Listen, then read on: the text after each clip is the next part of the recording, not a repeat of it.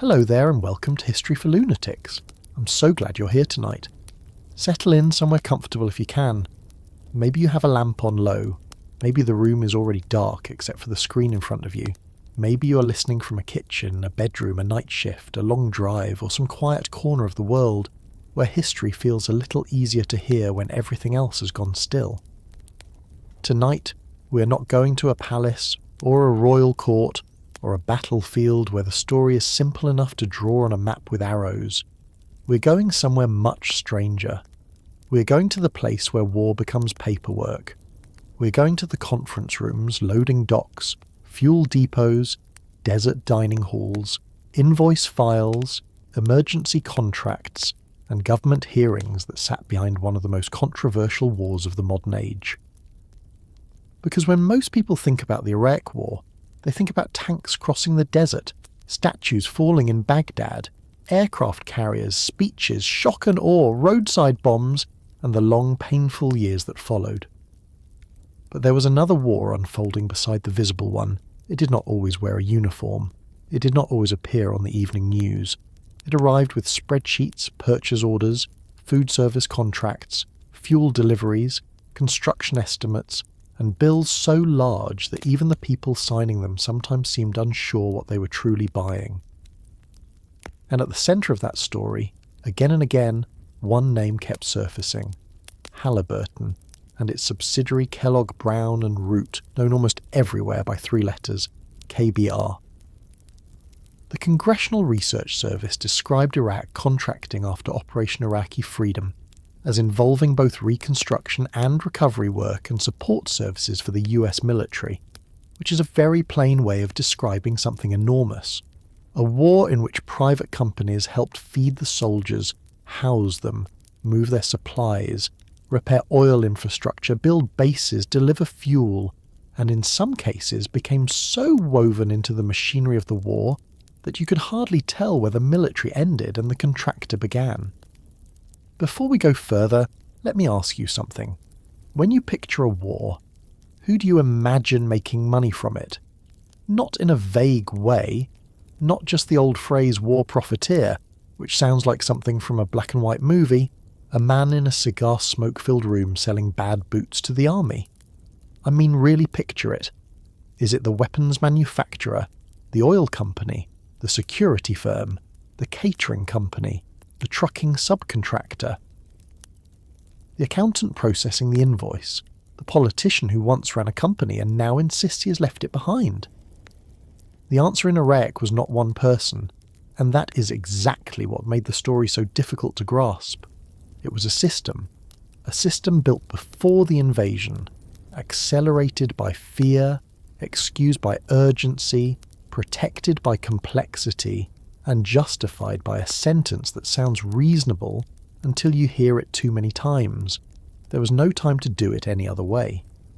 If this kind of storytelling speaks to you, if you like history told slowly, carefully, and without pretending that the past was cleaner than it really was, it would mean the world to me if you hit that subscribe button and give this video a like. You do not have to do it right now. Do it when something in the story makes you stop for a second. And if you feel like it, tell me where you're listening from tonight. Tell me what time it is where you are. Because there is something fitting about hearing a story like this from ordinary rooms around the world, while we talk about decisions made in rooms most people were never allowed to enter. Now, let us begin not with a bomb, but with a contract. That may sound less dramatic, and in one sense it is. A contract does not light up the sky. It does not shake the walls. It does not send people running into the street. A contract is quiet. It sits on a desk. It has page numbers, clauses, signatures, attachments, amendments, task orders, ceiling amounts, and language that seems almost designed to make your eyes pass over it without stopping. But in the story of the Iraq War, the contract is one of the most important historical artifacts we have, because it tells us what powerful people expected before they said it out loud. It tells us what they were planning for. It tells us who they trusted. It tells us which companies were already close enough to the machinery of government to be called when the hour came, Wars are often remembered by the day they begin, but business does not usually begin on the day the first missile is launched. Business begins earlier. It begins in preparation, in contingency planning, in quiet conversations about what might be needed, in procurement offices where the language is calm and the implications are huge. Halliburton was not some tiny company that wandered into history by accident. By the time the Iraq War began, it was already one of the largest oilfield services and engineering companies in the world, and KBR had long experience doing logistical work for the US military. The Army's Logistics Civil Augmentation Program, or LOGCAP, was designed to use civilian contractors for support services during military operations, and a Congressional Research Service report later explained that LOGCAP was created to manage civilian contractors performing services during war and other military mobilizations. That is important because it means the scandal was never simply that civilians were involved in war. Civilians had been involved in war for a very long time. Armies have always needed cooks, builders, drivers, mechanics, merchants, laundries, tailors, engineers, and suppliers. The real question was not whether contractors existed. The real question was how much of the war could be handed over to them. How quickly, under what kind of oversight, and at what cost. There is a temptation when telling this story to make it too simple, to say that Iraq became big business because greedy companies saw a chance and grabbed it. There is truth in that, but not enough truth. The fuller story is more uncomfortable because it includes not just greed, but dependency. The United States military that went into Iraq in 2003 was powerful beyond comparison, but it was also an institution that had become used to outsourcing many of the practical burdens of war. Soldiers could fight, but someone still had to cook millions of meals, wash mountains of laundry, build barracks, maintain generators, deliver fuel across dangerous roads, repair infrastructure, manage waste, purify water, and set up the temporary cities that modern armies carry with them wherever they go. The Iraq War did not invent this dependence. It exposed it. It enlarged it. It placed it under the heat of occupation, insurgency, political ambition, and almost unlimited emergency spending. And then there was Dick Cheney. We need to speak carefully here, not because the subject is too delicate, but because careless history becomes noise. Cheney had been the chief executive officer of Halliburton before he became vice president of the United States. That fact alone did not prove that he personally arranged contracts for his former company. It did not prove that every allegation was true. It did not prove a conspiracy in the cinematic sense, but it mattered. It mattered because public trust depends not only on whether decisions are technically legal, but on whether citizens can look at those decisions and believe they were made in the public interest. In 2004, the New Yorker reported that Halliburton had become the biggest private contractor for American forces in Iraq and had received contracts worth about $11 billion for its work there, while Cheney's previous role at the company made Halliburton a symbol for critics who saw conflicts of interest and corporate influence behind the war. Symbols matter in history because they gather anxieties that are too large to hold in one hand. Halliburton became one of those symbols. To some Americans, it represented efficiency, experience, and the unpleasant reality that war requires logistics. To others, it represented a door left open between public power and private gain. The moment you slow down and look at this carefully, the Iraq War begins to look different. Not less tragic, not less political, not less military, but wider. Imagine a base in the desert. It is hot in a way that makes metal burn the hand. Dust settles into every hinge, every boot, every machine. A soldier walks into a dining facility and eats eggs, chicken, rice, fruit, maybe something cold to drink. That meal feels simple because it is supposed to, but behind it is a supply chain. Someone built the dining hall, someone ordered the equipment, someone transported fuel for the generators, someone hired kitchen staff, someone arranged water, someone counted meals, or claimed to count them, someone submitted a bill. Someone reviewed that bill, maybe too quickly, maybe without enough staff, maybe from a desk far away, maybe under pressure to approve it because the war could not pause while the paperwork caught up. This is how a plate of food becomes history, not because food is scandalous, but because scale changes everything. A small error repeated across one dining hall is a mistake. A small error repeated across 100 dining halls, month after month, can become millions of dollars. The same was true of fuel. Fuel was the blood of the occupation. Vehicles needed it, generators needed it, aircraft needed it. Convoys existed to move it, and those convoys themselves needed protection.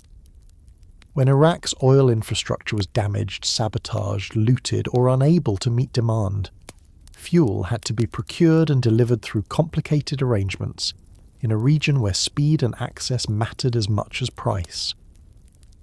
Critics later focused intensely on fuel pricing, including allegations that KBR overcharged for fuel brought into Iraq. The Centre for Public Integrity summarised the scrutiny Halliburton and KBR faced over food service, fuel distribution, poor management, and close ties to the administration, including controversy over reporting that an Army Corps email had described an oil restoration contract as coordinated with Vice President Cheney's office, an allegation Cheney's spokesman denied.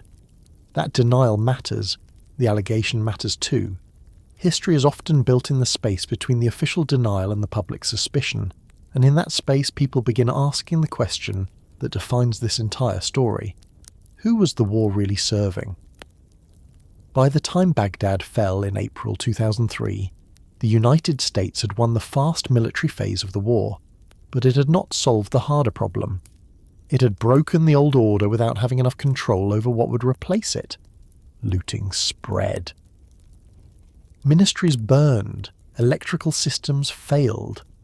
Oil facilities needed repair.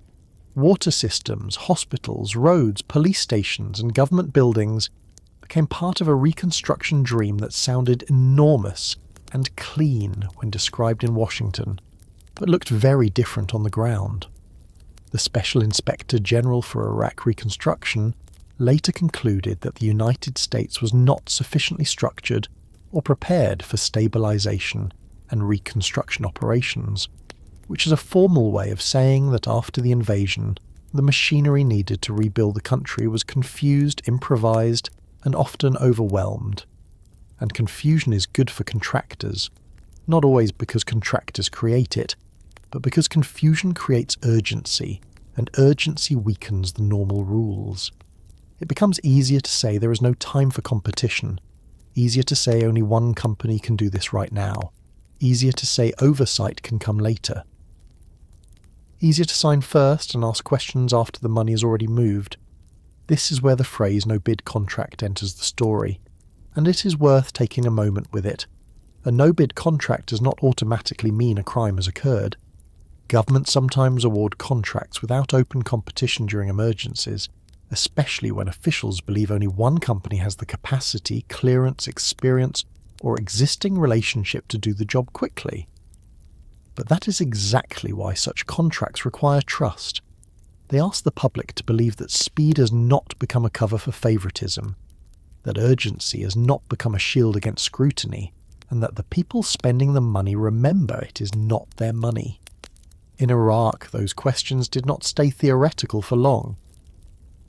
The Congressional Research Service later noted that the first 3 log cap contracts represented a major shift in the type and size of troop support contracts, and reports pointed to apparent lack of effective management control under log cap 3. That sentence may not sound dramatic, but read it as a taxpayer or as a soldier, or as an Iraqi civilian watching foreign companies rebuild pieces of your country with money that seemed to vanish into layers of subcontractors. Apparent lack of effective management control is the sort of phrase that can hide an entire moral weather system. What makes the Halliburton story so powerful is not only the size of the money, it is the way the money seemed to move through a fog. A prime contractor could receive a large government task order, then hire subcontractors, who might hire other subcontractors, who might hire local workers, regional firms, or politically connected middlemen. Every layer could add cost. every layer could blur responsibility. If something went wrong, the answer could become strangely hard to locate. Was the price too high because the security situation was dangerous? Because the work was rushed? Because the subcontractor inflated the cost? Because the government failed to negotiate properly? Because auditors arrived too late? Because the contract itself rewarded cost rather than savings? These are not small questions. Many wartime contracts were cost-plus arrangements, meaning a contractor could be reimbursed for costs and also receive an additional fee. There are reasons governments use that model in uncertain situations, because no one knows exactly what the work will cost in a war zone. But there is also an obvious danger.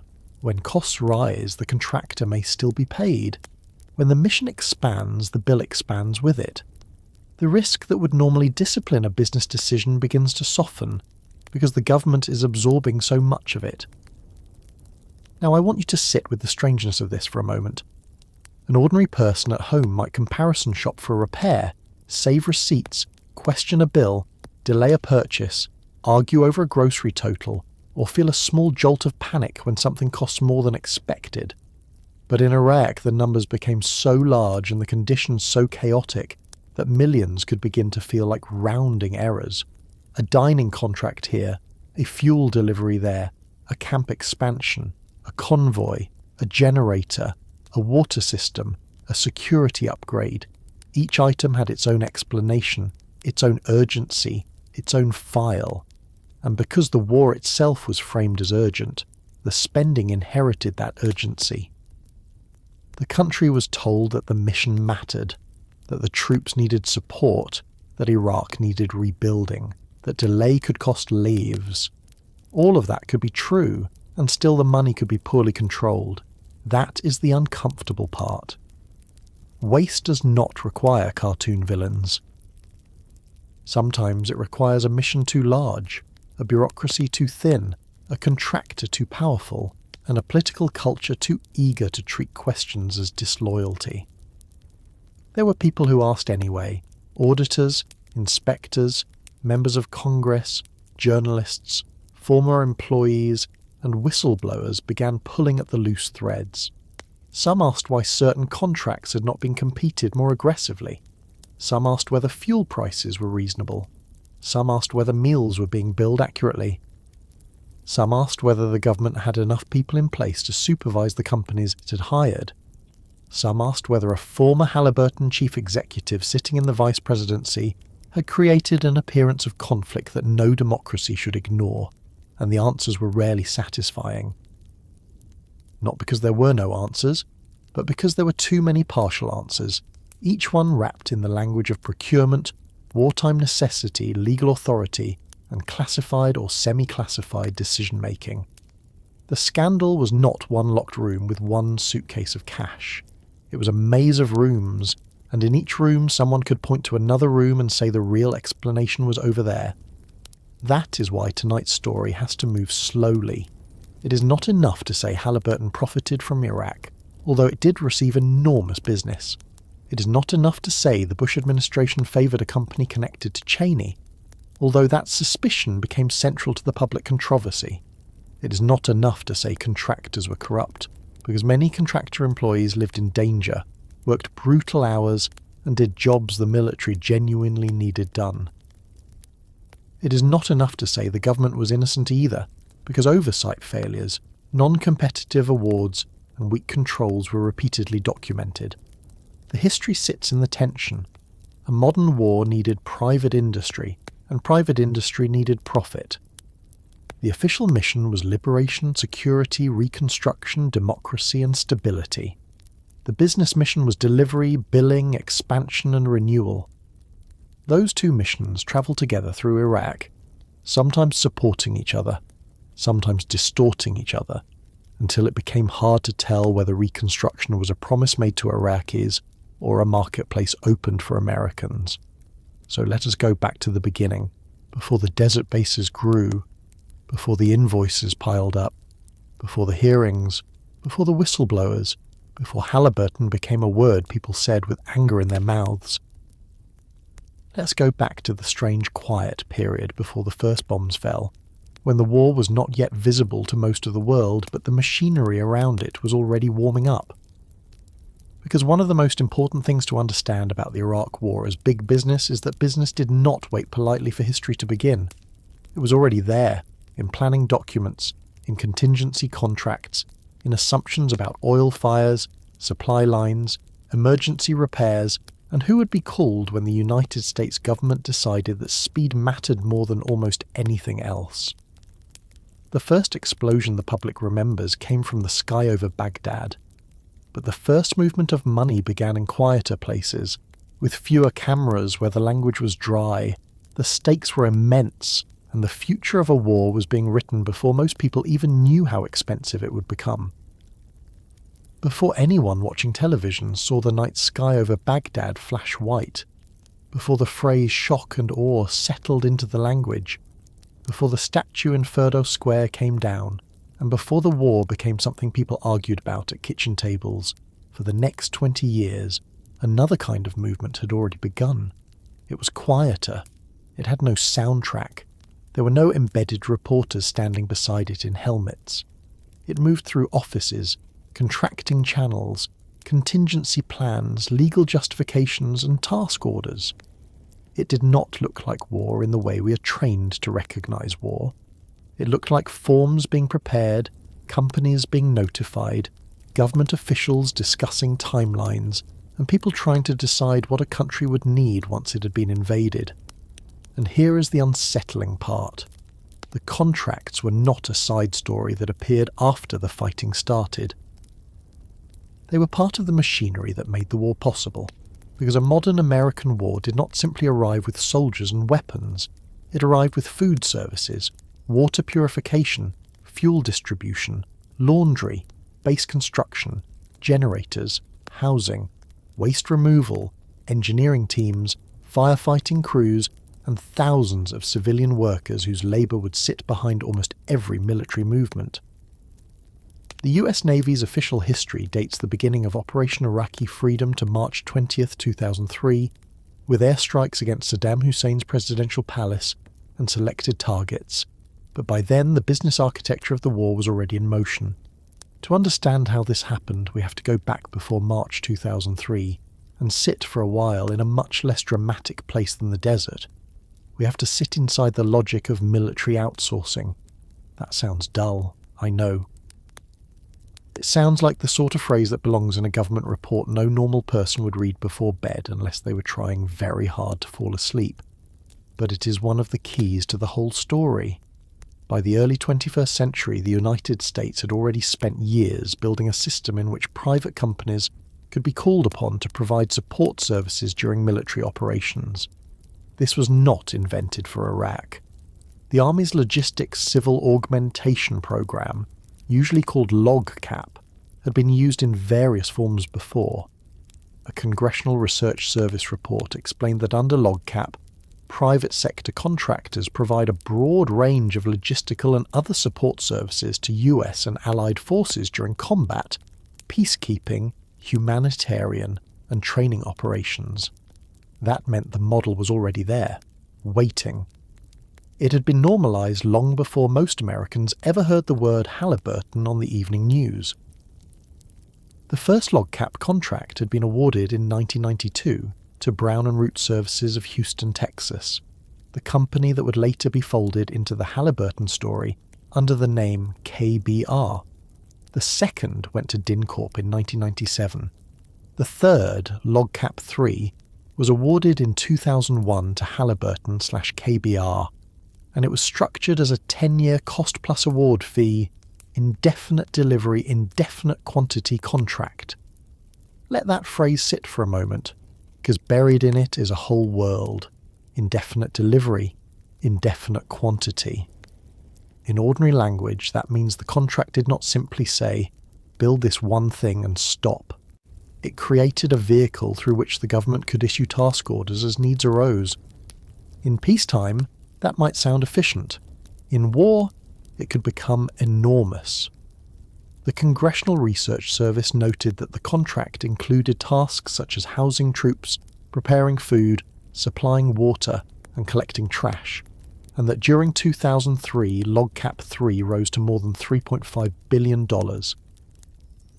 There is something almost strange about pausing on trash collection in the middle of a war story, but we should pause there, because trash collection is exactly where the hidden reality of modern war begins to show itself. A base full of soldiers produces waste. It needs toilets, showers, kitchens, medical areas, refrigeration, tents or trailers, electricity, water and roads inside the base that do not turn into mud or dust traps. A war zone still has breakfast. A war zone still has sewage. A war zone still has light bulbs that burn out and pipes that break, and generators that fail in heat so severe it seems to enter the body through the skull. Every one of those needs can become a contract. Every contract can become a billing stream. Every billing stream can become a place where oversight is either strong or weak, where costs are controlled or allowed to wander, where responsibility is clear or hidden behind layers of subcontracting. This is why the Iraq War became big business not only after the invasion, but before it. The government had already accepted that private firms were not just helpers at the edge of the military system, they were part of the system itself. Now imagine Washington in the months before the invasion. The public debate is about weapons of mass destruction, United Nations inspections, Saddam Hussein, terrorism, alliances, and whether war can still be avoided. On television, the argument is moral, legal, and strategic. But inside the planning world, another question is unfolding in parallel. What happens the morning after? What happens if oil wells burn? What happens if Iraq's electrical systems fail? What happens if humanitarian relief is needed quickly? What happens if ports, roads, pipelines, refineries, and water systems have to be assessed or repaired? What happens if American troops move faster than the supply chain behind them?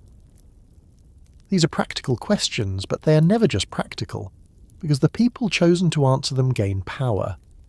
In a war built on speed, the company that can say, "We are ready now," has an advantage so large it can look almost like destiny. KBR had that advantage. It had deep experience with the military. It already held LogCap 3. It had worked in difficult environments. It knew the language of the army. It knew how to operate inside the contracting world. It had engineers, procurement systems, subcontracting networks, and the confidence of officials who did not want to discover, on the edge of an invasion, that a less familiar company could not perform. None of that by itself proves corruption. This is important. History gets sloppy when it turns every relationship into a smoking gun. But it does explain why KBR was positioned where it was positioned. By the time Iraq became an active battlefield, KBR was not standing outside the gates asking to be let in. It was already inside the compound, already known, already usable, already woven into the emergency plans of a government preparing for war. Then came the oil contract, and this is where the story stops being merely about logistics and becomes politically explosive. On March 8, 2003, less than 2 weeks before the invasion formally began, the US Army Corps of Engineers awarded Kellogg Brown and Root the Restore Iraqi Oil contract, often called RIO-1. The Government Accountability Office later described RIO-1 as a $2.5 billion contract awarded in March 2003 in an effort to re-establish Iraq's oil infrastructure, and it noted that the contract was also used to ensure adequate fuel supplies inside Iraq. It was a cost-plus award fee contract, meaning KBR could be paid for allowable costs, receive a fixed fee determined at the beginning, and potentially receive an additional award fee. Think about the timing, March 8th. The bombs had not yet become the public image of the war. The invasion had not yet filled the screen, but a contract to restore Iraq's oil infrastructure was already awarded. From the government's perspective, the justification was urgency. Iraqi forces had set oil wells on fire during the 1991 Gulf War, and American planners feared that something similar might happen again. If wells burned, if refineries were damaged, if fuel supplies collapsed, the consequences could be severe for Iraqis, for the occupying forces, and for the political narrative of the war itself. Oil was not just oil. It was revenue, electricity, transportation, legitimacy, and symbolism. A war that promised to liberate Iraq could not easily explain why Iraq's most valuable economic lifeline had been allowed to burn or fall apart.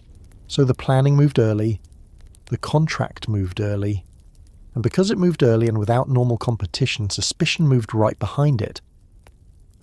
The no-bid nature of the contract became one of the central controversies of the entire Halliburton story. Again, no-bid does not automatically mean illegal. The federal contracting system allows exceptions when officials believe there is unusual and compelling urgency. But when a company with deep ties to the military also happens to be the former company of the sitting vice president, the appearance of favouritism becomes almost impossible to avoid. Dick Cheney had served as Halliburton's chief executive officer from 1995 until 2000 before becoming vice president. He said he had severed his corporate ties, and his defenders argued that KBR's military experience, not politics, explained the contract awards. Critics saw something else. They saw a revolving door so large that it seemed to have become part of the building. They saw a war in an oil-rich country, an oil services giant, a former CEO in the White House, and an emergency contract awarded before the first bombs fell. Even if every official action could be defended under procurement rules, the public imagination did not need much help connecting those dots. One of the people who did not simply accept the process was Bunatine Greenhouse, a senior civilian contracting official at the Army Corps of Engineers. Her name matters because she represents something rare in this story. A person inside the system who objected while the system was still moving. Reports later described her raising concerns in a Pentagon meeting on February 26, 2003, before the RMIO contract was awarded, and the Center for Public Integrity's timeline summarized that the Army Corps awarded the no-bid Restore Iraqi oil contract to KBR on March 8, 2003. Greenhouse would later become known as a whistleblower, but before that label attached itself to her, she was a procurement official looking at a process and seeing danger. Not danger from bullets or bombs, but danger to the integrity of government contracting. That phrase may sound dry, but it means something simple. The public has to be able to trust that government money is not being steered toward favoured companies under cover of crisis. There is a detail here that I find revealing. The earliest public explanations of the oil work emphasised oil well fires, a narrow and urgent problem that most people could understand. Burning wells are dramatic. They create smoke that can be seen for miles. They evoke Kuwait in 1991, with black skies and firefighters standing under pillars of flame. But as documents and reporting later showed, the actual work under the contract reached beyond putting out fires. The Center for Public Integrity reported that task orders under the initial March 2003 contract included work on oil infrastructure restoration, safe shutdown and damage assessment, base camp areas for thousands of contractors and government personnel, pipeline work, fuel product distribution systems, and procurement, import and distribution of refined petroleum products and liquefied petroleum gas. That is not just a firefighting arrangement. That is an entry point into the economic bloodstream of occupied Iraq. The first task orders show how early the machinery began to turn. Task Order 01 was awarded on March 10, 2003 under LOGCAP for procurement and pre-positioning of equipment and people to respond to oil well fires and spills in the early stages of hostilities. Task Order 0002, also awarded March 10th, covered designs, equipment lists, specifications, execution timelines, and project schedules for rapid restoration of 1 million barrels per day of processing and export capability for Iraq's oil infrastructure. Task Order 0003 followed on March 20th, calling for teams to deploy from Kuwait for safe shutdown and damage assessment once coalition forces secured facilities. Task Order 0004, also March 20th, provided and maintained base camp areas for roughly 5,000 contractors and government personnel. Those dates matter because they show a war being prepared not only as a military operation, but as an industrial and administrative event. The moment the door opened, the contractors were expected to step through it. Picture that for a moment. Not the television version, not the bright night over Baghdad, not the press briefing with flags behind it. Picture a staging area in Kuwait, equipment waiting, men with badges and hard hats. Engineers with site plans, drivers, supervisors, procurement people, security concerns, fuel questions, medical arrangements, temporary housing, food service, all of it waiting near the edge of history. The soldiers would cross a border with weapons. The contractors would cross behind them, with the things an occupation needs to continue past the first week. The public watched the military campaign and asked how long it would take to topple Saddam Hussein. The contract world was already asking how to run camps, move fuel, restore export capacity, and keep thousands of people functioning in a country whose political future was still being guessed at. That guessing was one of the great failures of the Iraq project. Pre-war planning did exist, but it did not prepare the United States adequately for the scale and difficulty of what came after the regime fell.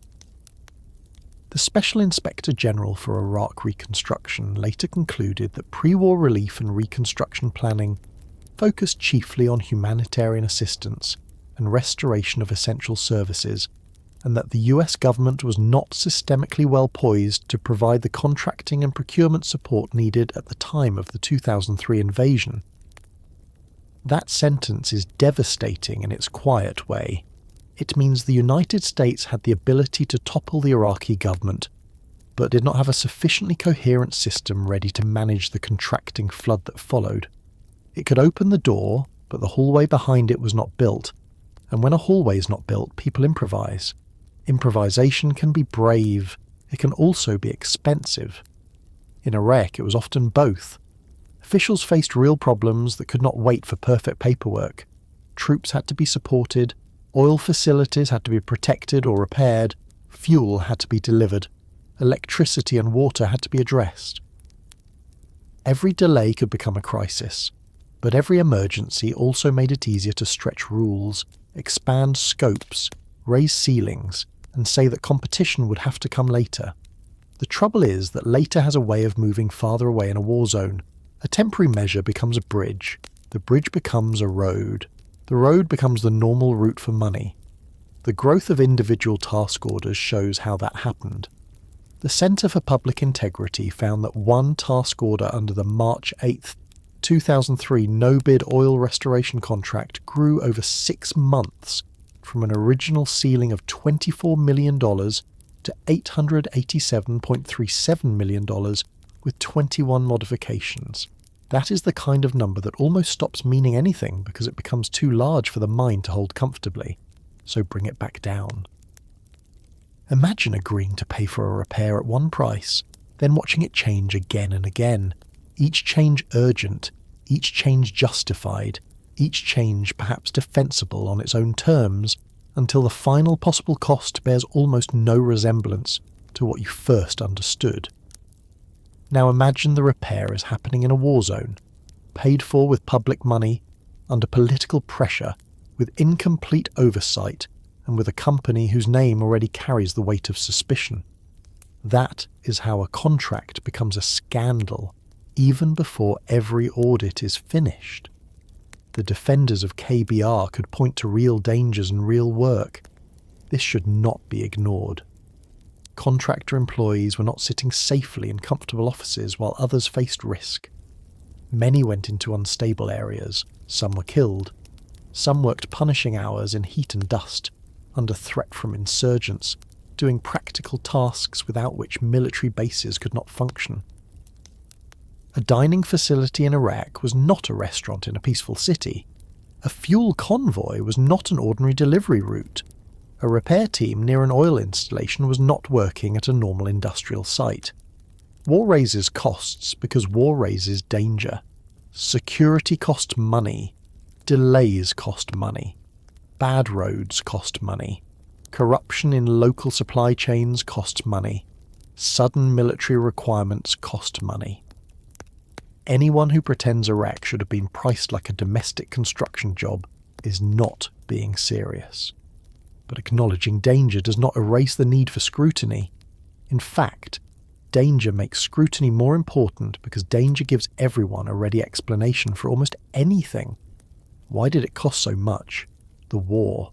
Why was there no competition? The emergency. Why were records incomplete? The chaos. Why did oversight lag?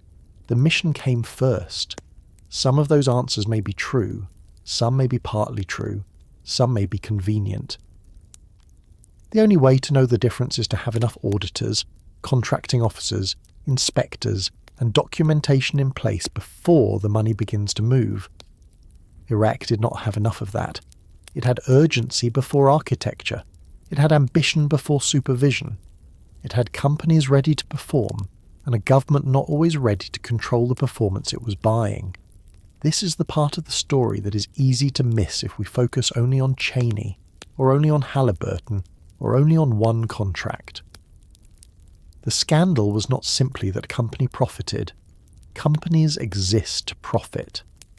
The scandal was that a democratic government entered a war of choice while relying on a contracting system that could move billions of dollars faster than public accountability could follow. It created a world where the money was always just ahead of the explanation. By the time citizens learned about a contract, the work had begun. By the time auditors questioned costs, the invoices had multiplied. By the time Congress held hearings, the emergency had already been used to justify the decision. By the time the public understood that the oil contract was larger than oil well fires, the scope had expanded into the broader restoration and fueling needs of a broken country.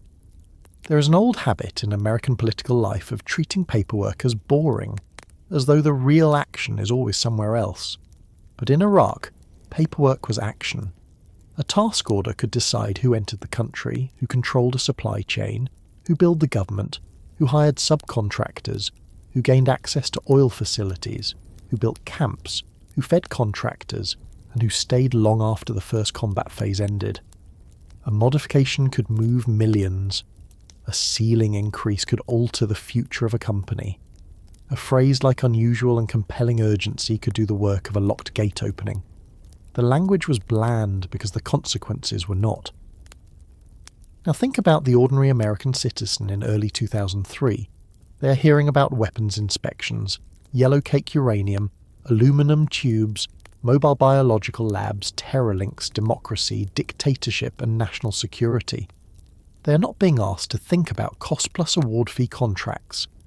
They are not being asked whether the Army Corps has enough procurement oversight capacity for a post-war reconstruction environment.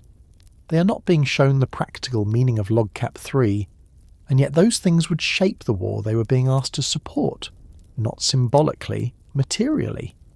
The soldiers would live inside contractor-built and contractor-served spaces. The occupation would rely on contractor-delivered fuel and contractor-managed services. Iraq's oil sector, so central to the country's future, would become a field of emergency contracts and political suspicion almost immediately.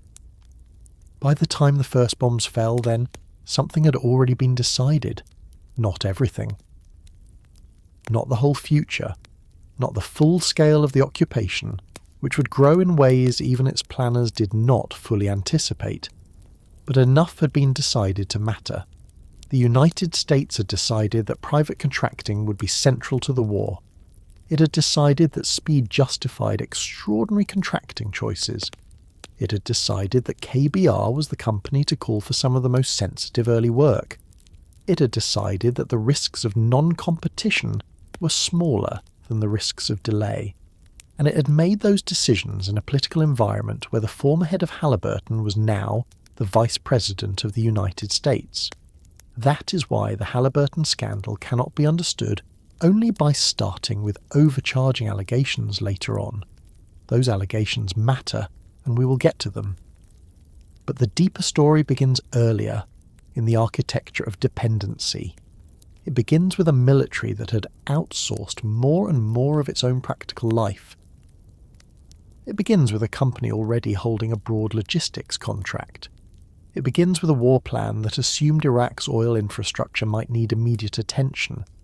It begins with officials who believed urgency required bypassing ordinary competition.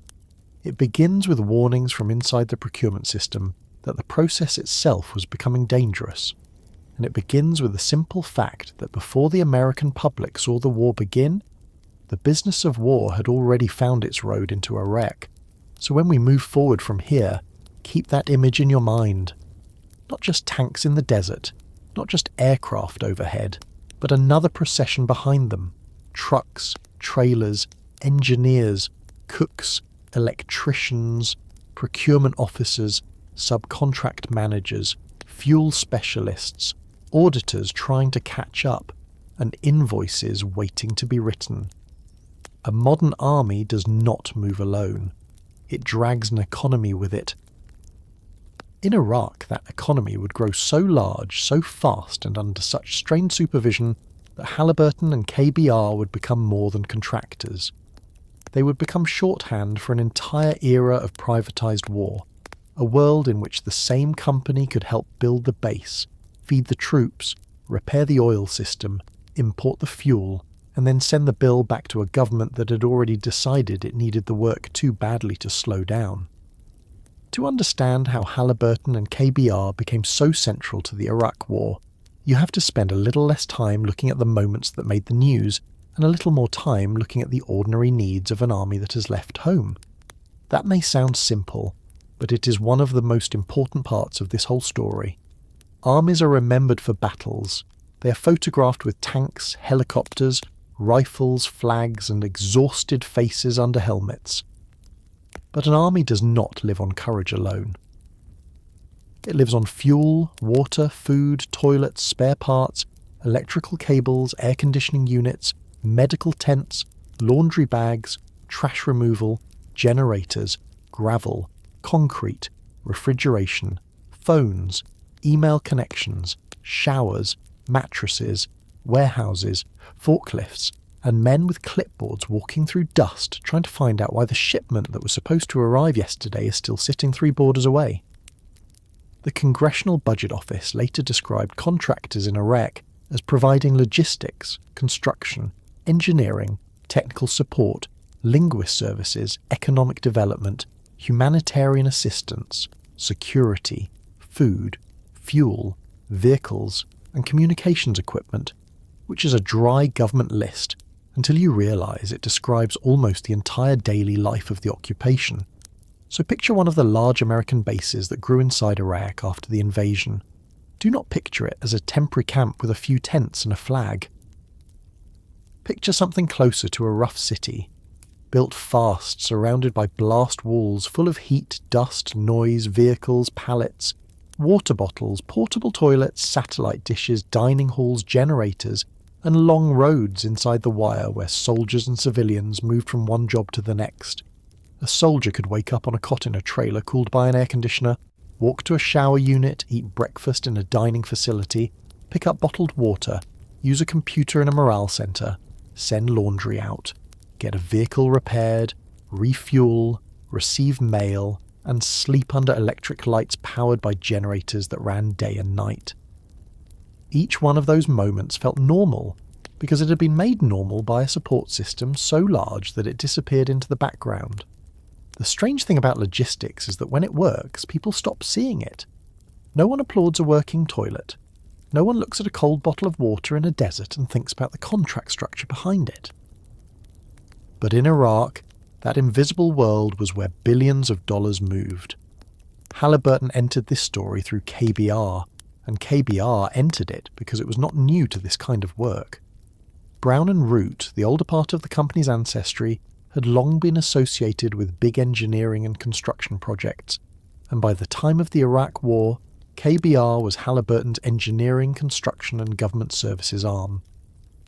In 2006, Securities and Exchange Commission filings connected to the separation of the two companies described KBR as an indirect, wholly owned subsidiary of Halliburton, and said KBR and its subsidiaries provided engineering, procurement, construction, technology, and other services to energy, industrial and government customers worldwide. That description matters because it shows why the company was useful to the government. KBR was not only a cafeteria company, not only a construction company, not only an oil services support company. It was the kind of large, flexible contractor that could be handed broad, messy, difficult assignments and then break them into hundreds of smaller jobs. This is where the name LOGCAP comes back into the room. The Logistics Civil Augmentation Program was the military's way of keeping contractor support ready before a crisis became unmanageable. The first LOGCAP contract was awarded in 1992 to Brown and Root Services of Houston, also known as KBR. The second went to DynCorp in 1997.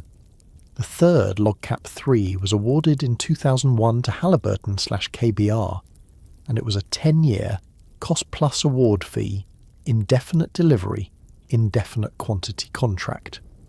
Under it, task orders could be issued for whatever the Department of Defense felt was necessary in the near term, including housing troops, preparing food, supplying water, and collecting trash. During 2003 alone, LOGCAP 3 rose to more than $3.5 billion. That is the kind of sentence that should be read slowly. A contract awarded before the Iraq invasion became one of the channels through which the practical life of the war was purchased. There was nothing glamorous about much of what KBR did, and that is exactly why it became so powerful. Glamour is not where the money is always hiding. Sometimes the money is hiding in breakfast. Sometimes it is hiding in shower trailers. Sometimes it is hiding in a generator that has to be maintained because if it stops, the refrigerated food spoils, the computers shut down, the lights go out, and the base feels suddenly much closer to the desert around it. A modern army expects a level of support that earlier armies would have considered astonishing. That expectation is not only about comfort, it is also about function. Soldiers need to eat, vehicles need fuel, communications need power, medical units need water and refrigeration, command centres need electricity. In a war where the outside environment is hostile, the inside of a base becomes a machine for keeping people alive and operational. KBR helped run that machine. The scale became extraordinary. The Congressional Budget Office estimated that from 2003 through 2007, US agencies awarded $85 billion in contracts for work principally performed in the Iraq theatre, with most contract obligations going to logistics support, construction, petroleum products, or food. It also found that the Army's LOGCAP contract was the largest contract in the Iraq theatre, with obligations totaling $22 billion during that period. Those figures do not describe a small supplement to the military. They describe a parallel economy travelling with the military. The CBO estimated that by early 2008, at least 190,000 contractor personnel, including subcontractors, were working on US-funded contracts in the Iraq theatre, a rough ratio of about one contractor employee for every US service member there. Sit with that for a moment. One contractor for every soldier. Not every contractor carried a weapon. Many did not. But they were there, inside the war, doing the work that made the official war possible. This was not the old image of the army cook, the army mechanic, the army laundry unit, the army builder, all under military command in a simple chain. In Iraq, many of those functions were performed by private employees, subcontractors, foreign nationals, local Iraqis, third country nationals from places like the Philippines, India, Nepal, Sri Lanka and elsewhere, and layers of managers who might answer to corporate supervisors as much as military officers. The CBO found that about 20% of contractor personnel in the Iraq theatre in early 2008 were US citizens, while local nationals and third country nationals each made up roughly 40%. That meant the human machinery behind the army was multinational, unevenly visible and often divided by pay, status, risk and legal protection. One person might be a highly paid American specialist. Another might be a low-paid kitchen worker from a poorer country. living in a compound far from home, serving food to soldiers in a war he had no part in choosing. This is one of the details that complicates the story. When people said Halliburton profited from the war, they were usually picturing executives, contracts, and political connections. Those things matter. But underneath the corporate name were thousands of workers living inside the same dangerous geography. Some were KBR employees, some worked for subcontractors, some were hired through labour chains that stretched across the world. They washed clothes, cooked meals, drove trucks, cleaned bathrooms, unloaded shipments, fixed generators, and handled waste. They were part of the scandal structure, but not necessarily its beneficiaries. Many were simply workers inside a vast wartime economy, doing difficult work under rules they did not write. A history that only says corporate profit misses them. A history that only says supporting the troops misses the money above them. Both things were true at the same time, and that is why this subject refuses to stay simple. Food service gives us one of the clearest windows into the scale. In a 2008 Senate hearing on the Department of Defense's management of costs under LOGCAP in Iraq, an official said that during calendar year 2006, LOGCAP provided 177,751,199 meals and supported 93 dining facilities across Iraq, Afghanistan and Djibouti, feeding about 221,000 personnel, including military service members, coalition forces, and civilians. That number is almost absurdly large, but it is useful because it turns the scandal from an abstraction into a daily routine. 177 million meals. Think of the eggs, rice, chicken, bread, fruit, drinks, trays, forks, fuel, refrigeration, trucks, waste, staff schedules, cleaning, pest control and security required to make that happen. Every meal had a cost. Every cost had a record, or was supposed to. Every record could be checked, or missed, or disputed later. The dining facility was one of the places where war began to feel strangely like a business park dropped into a battlefield. Soldiers who had spent the day outside the wire could walk into an air-conditioned room and find hot food under bright lights. For many, that meal was not luxury. It was a small restoration of normal life in a place designed to wear people down.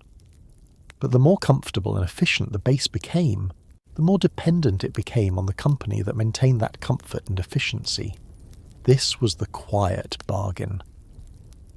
KBR could provide services at a scale the military had chosen not to provide entirely for itself. In return, KBR became embedded. Once a contractor is running the kitchens, maintaining the power, distributing water, handling laundry, managing waste, building living quarters, and supporting vehicle operations, replacing that contractor is not like switching brands at a store. It is closer to changing the plumbing while the house is occupied. That embeddedness created leverage, even when no one used the word. A company that can do everything becomes difficult to challenge because officials fear disruption. If costs are questioned too aggressively, will services suffer? If invoices are held up, will suppliers stop moving?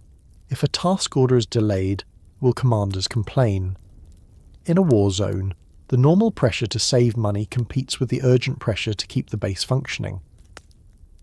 And the people who feel the most immediate consequences of failure are usually not the people paying the bill. A soldier does not care in the moment whether the dining contract is structured perfectly. He cares that food is there.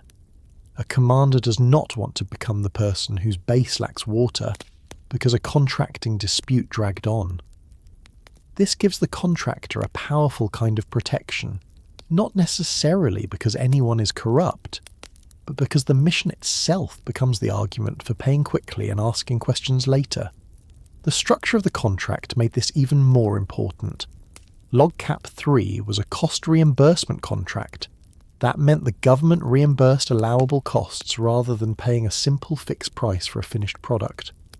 Such contracts can make sense when nobody knows exactly what will be needed, and Iraq was full of unknowns. But they also weaken the ordinary discipline of price.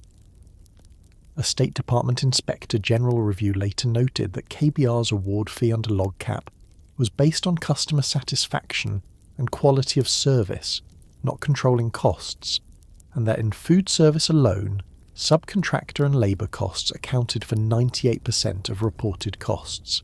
That is a very important point. If the measure of success is whether the customer is satisfied, and the customer is a military command trying to keep people fed, housed, and supplied in a dangerous place, then cost control can slide into the background. This does not mean KBR could simply charge anything without rules. There were contracting officers, auditors, the Defence Contract Management Agency, the Defence Contract Audit Agency, inspectors general, and layers of government oversight. But the Iraq War stretched that oversight badly. The work expanded faster than the government's ability to supervise it. Contracts were broad, task orders changed, subcontractors multiplied, requirements shifted.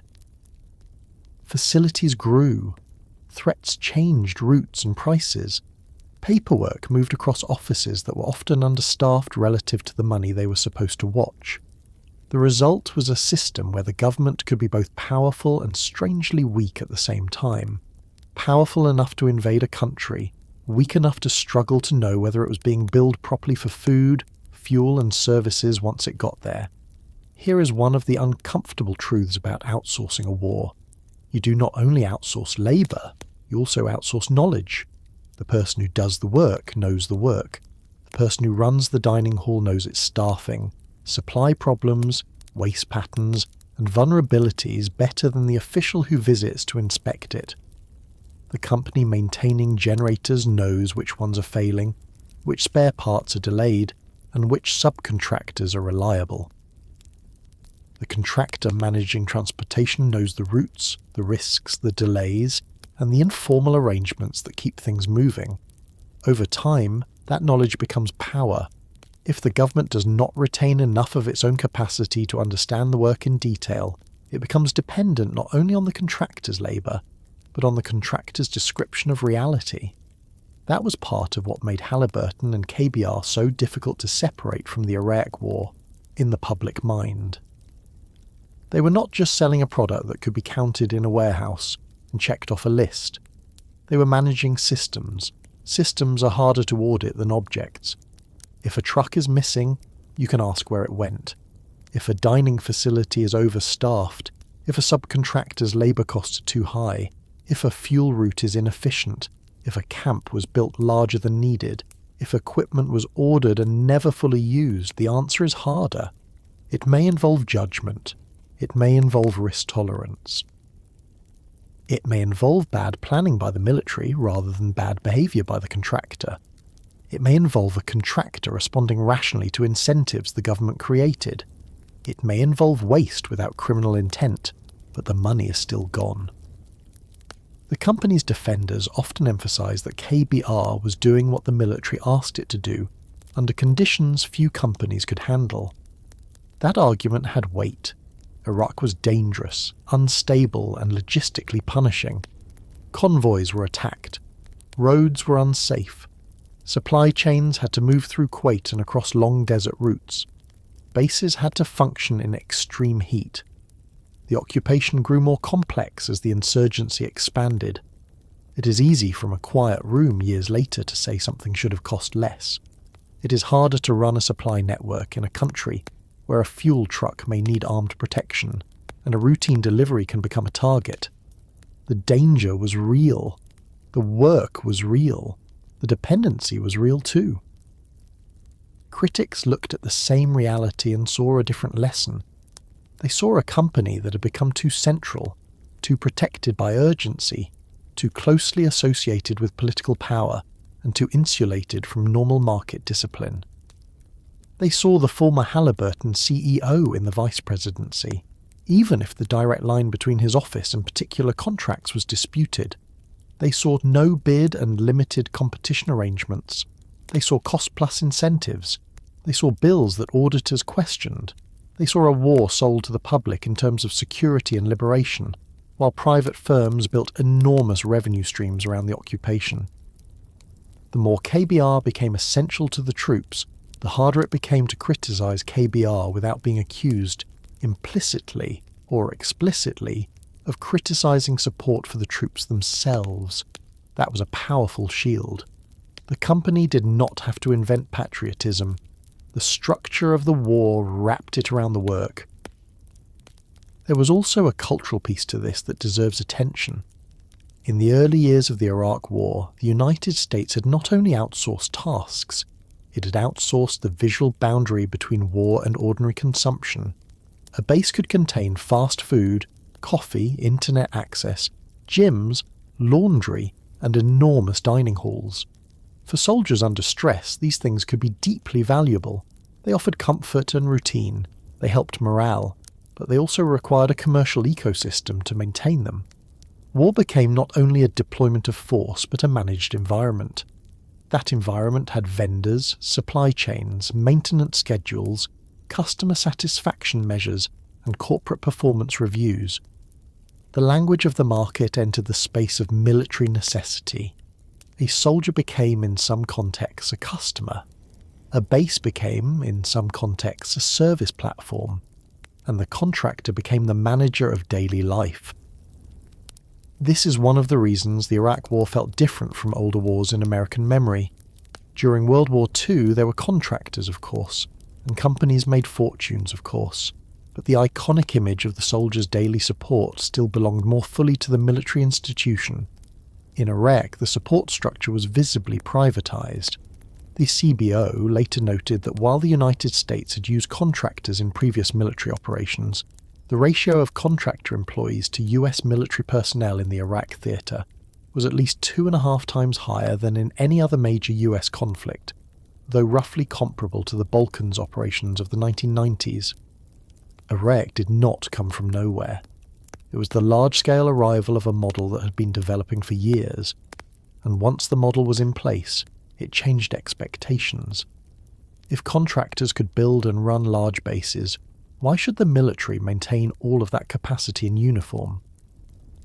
If private firms could surge quickly, why keep expensive support units ready during peacetime? If a company had global supply chains, why not use them? These questions had practical answers, and many officials believed outsourcing made sense. Contractors could be cheaper in peacetime. They could be hired when needed. They could provide specialized skills.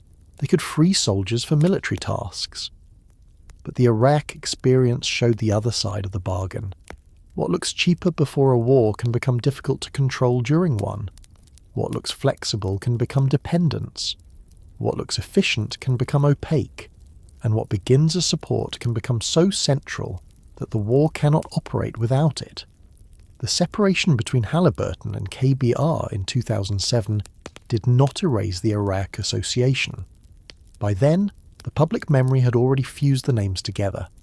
Halliburton had become a shorthand for corporate war profit, and KBR had become the working machinery behind that symbol. SEC filings from 2007 show Halliburton moving to dispose of its remaining interest in KBR through an exchange offer and related distribution, formally separating the corporate structures after the period when the Iraq War controversy had already done its damage to the public image. For many people, the legal separation came too late to matter emotionally. The name Halliburton still carried the war with it.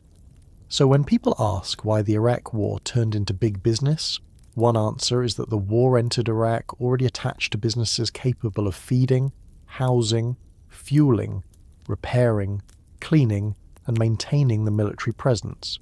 KBR did not have to conquer the system after the invasion. It was already a chosen instrument of that system. Its work was not peripheral. It was daily, repetitive, necessary, and expensive. Every shower trailer, every dining hall, every generator, every load of laundry, every convoy of supplies, every camp expansion was part of a world in which the line between military operation and corporate service contract became thinner than most citizens realized. The deeper problem was not that an army needed help. Armies always need help.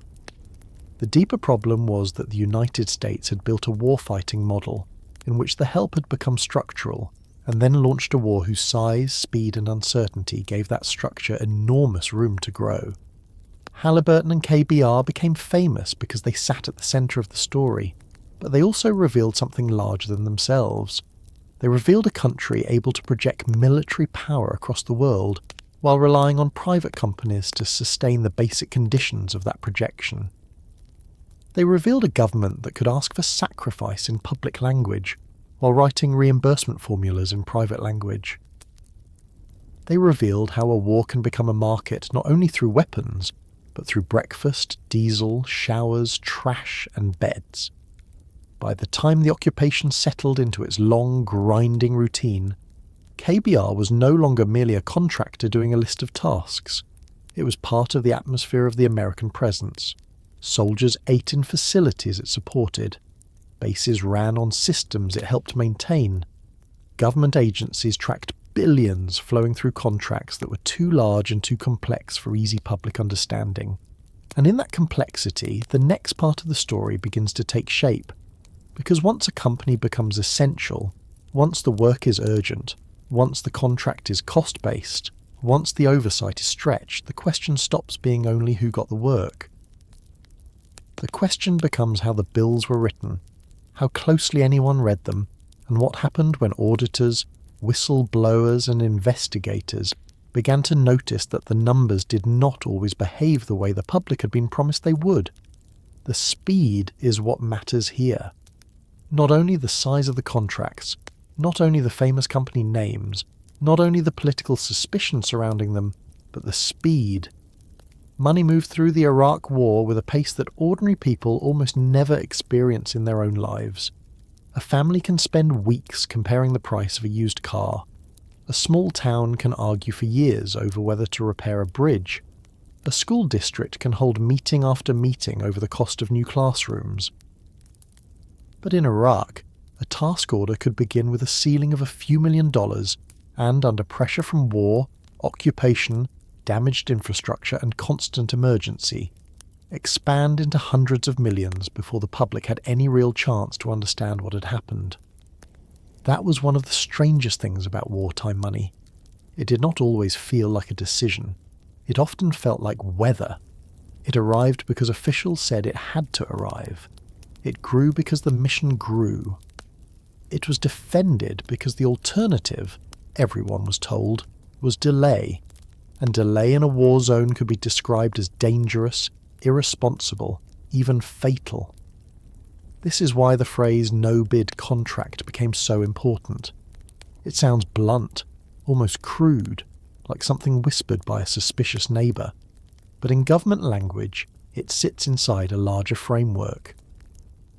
Federal acquisition rules do allow agencies to limit competition when there is unusual and compelling urgency, especially when delay could seriously injure the government, financially or otherwise.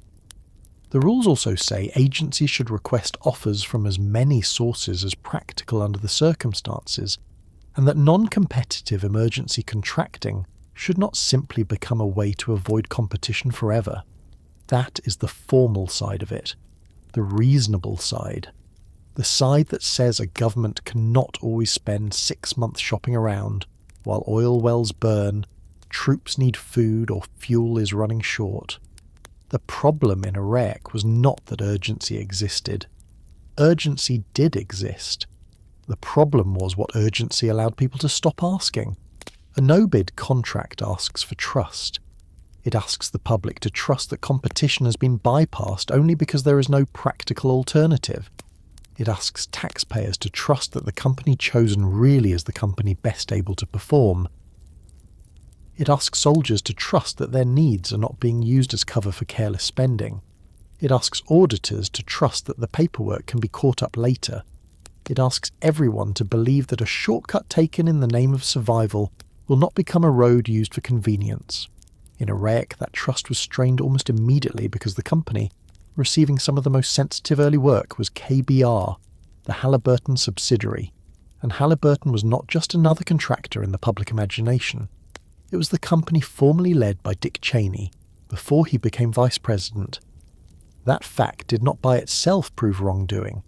It did not mean every contract was improper. But it meant the government had to be more transparent, not less. It meant every shortcut would be examined through the lens of political connection. And instead of clarity, the early contracting history of Iraq produced secrecy, urgency, and numbers that kept changing. The Restore Iraqi Oil contract is the place where this becomes most visible. In March 2003, the US Army Corps of Engineers awarded KBR the RIO-1 contract to help re-establish Iraq's oil infrastructure and ensure adequate fuel supplies inside Iraq. The Government Accountability Office later described it as a $2.5 billion cost-plus award fee contract, meaning the contractor could be reimbursed for costs, receive a fixed fee, and potentially receive an additional award fee. That structure mattered. It meant the government was not buying a simple finished object at a simple fixed price. It was buying capacity and uncertainty. It was paying a company to respond to conditions that were not fully known yet, in a country where infrastructure damage, sabotage, fuel shortages, and administrative confusion were all possible.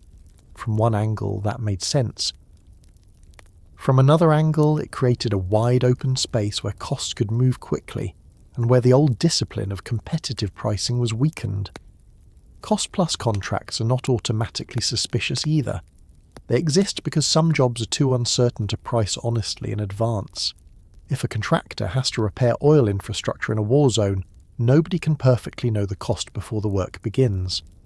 The roads may be unsafe. Pipelines may be damaged in ways no one has yet seen. Security may change by the week. Materials may have to come from outside the country. Workers may need protection, housing, food, and medical support. A fixed price in that environment could either be wildly inflated to cover every risk or dangerously low and impossible to perform. So the government uses cost reimbursement. It says, in effect, do the work, document the allowable costs, and we will reimburse you. But that arrangement depends on discipline. It depends on the contractor controlling costs even when reimbursement is available. It depends on the government watching closely enough to know whether the costs are fair. And in Iraq, the watching was often slower than the spending. The RIO-1 contract was awarded before the public could see the full shape of the war. That timing was part of the controversy. KBR received the oil restoration work in early March 2003, before the invasion became the nightly spectacle most people remember. The official explanation centered on contingency planning. American planners remembered the burning oil wells of Kuwait in 1991, and they feared Iraq's oil infrastructure might be destroyed or set on fire. They also knew oil would be central to Iraq's recovery, to the occupation's legitimacy, and to the functioning of the country. But critics looked at the same facts and saw something else. They saw an oil services-linked company, formerly run by the vice president, receiving a secret non-competitive contract connected to the oil sector of a country the United States was about to invade. A war justified publicly through security and weapons claims now had an early business arrangement tied to oil. Even if officials insisted the work was practical and emergency-driven, the optics were terrible, and history is not only made from what officials intend. It is also made from what citizens can reasonably see. The task orders under the early oil work show how quickly the money could change shape. Reporting based on declassified material found that Task Order 0001, awarded March 10, 2003, involved pre-positioning equipment and personnel for oil well fires and spills.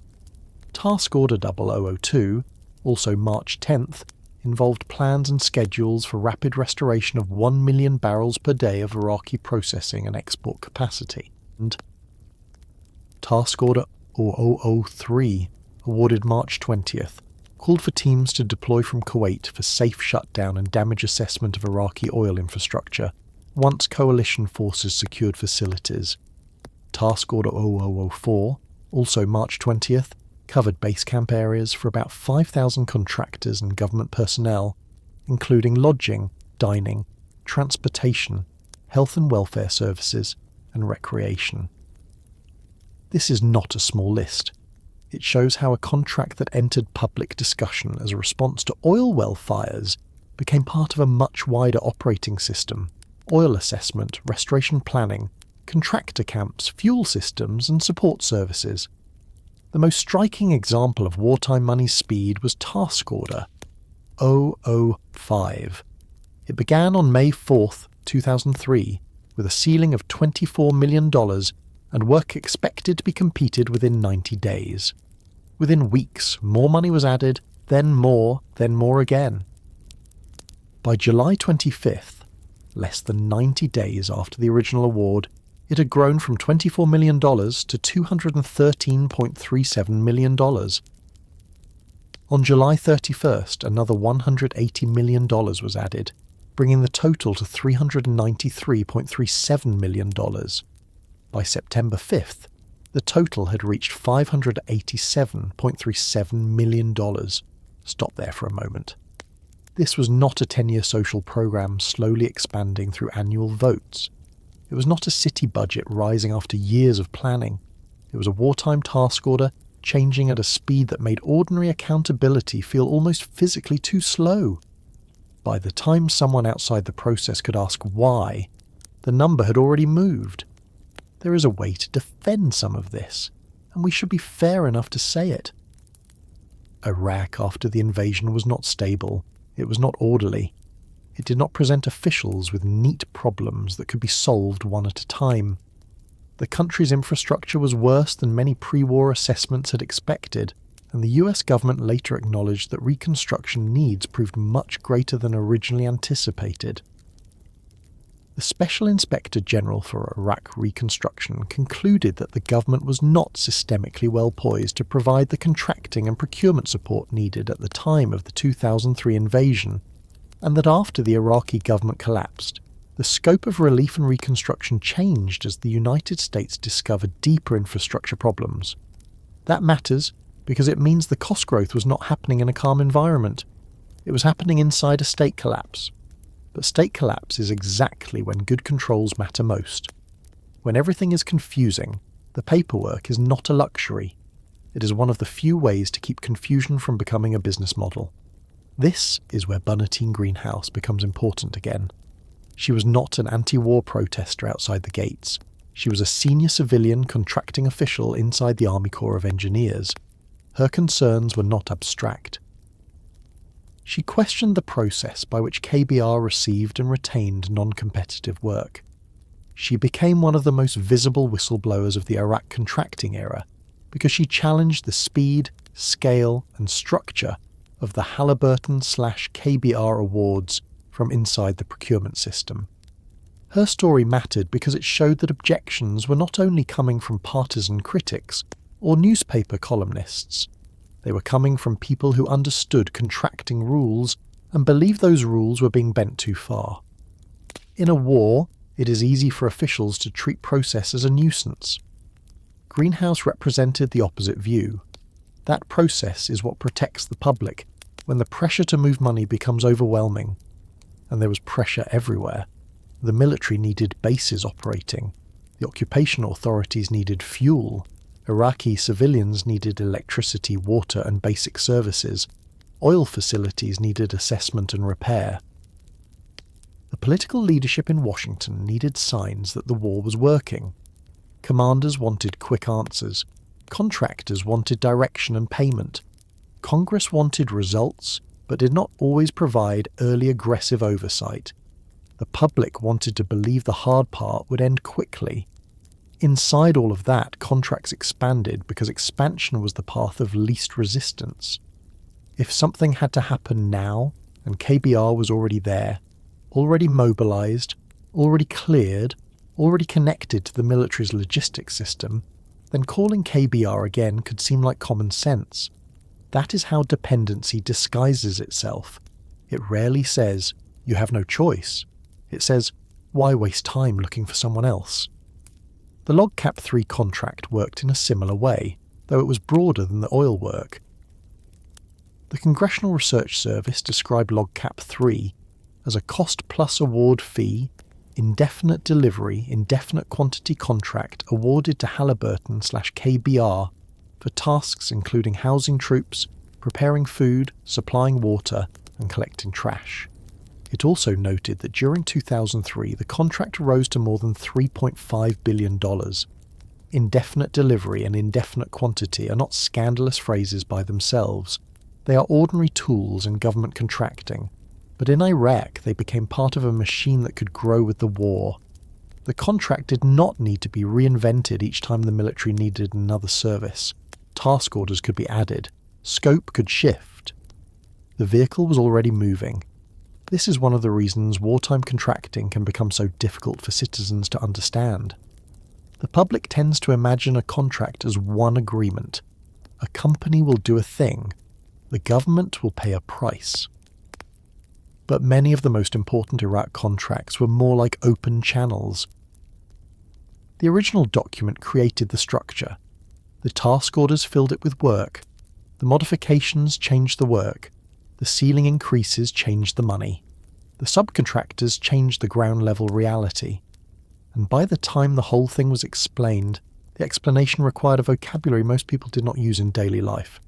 Cost plus award fee, IDIQ, log cap, task order, obligation, deobligation, definitization, allowable cost, award fee board, DCAA audit. The language itself became a curtain. Behind that curtain, the government was sometimes paying even when it did not have the information it needed. The GAO later reported that the Defense Contract Audit Agency reviewed the 10 RIO-1 task orders and questioned $221 million in contractor costs. Question costs do not automatically mean fraud. That distinction matters. A question cost is a cost auditors believe may be unallowable, unreasonable, unsupported, or otherwise not properly justified. Some question costs can later be explained, some are reduced, some are paid anyway. But the existence of hundreds of millions in question costs shows the size of the oversight problem. The auditors were not arguing over a few misplaced receipts. They were looking at a wartime contracting system in which enormous sums required later challenge, because the front-end controls had not been strong enough. Award fees created another problem. A cost-plus award fee contract is supposed to encourage good performance by allowing the government to grant additional fees based on how well the contractor does. In theory, that gives the government leverage. In practice, it requires a rigorous process. Someone has to define good performance. Someone has to measure it. Someone has to decide whether the contractor deserves the extra money. Someone has to be willing to say no.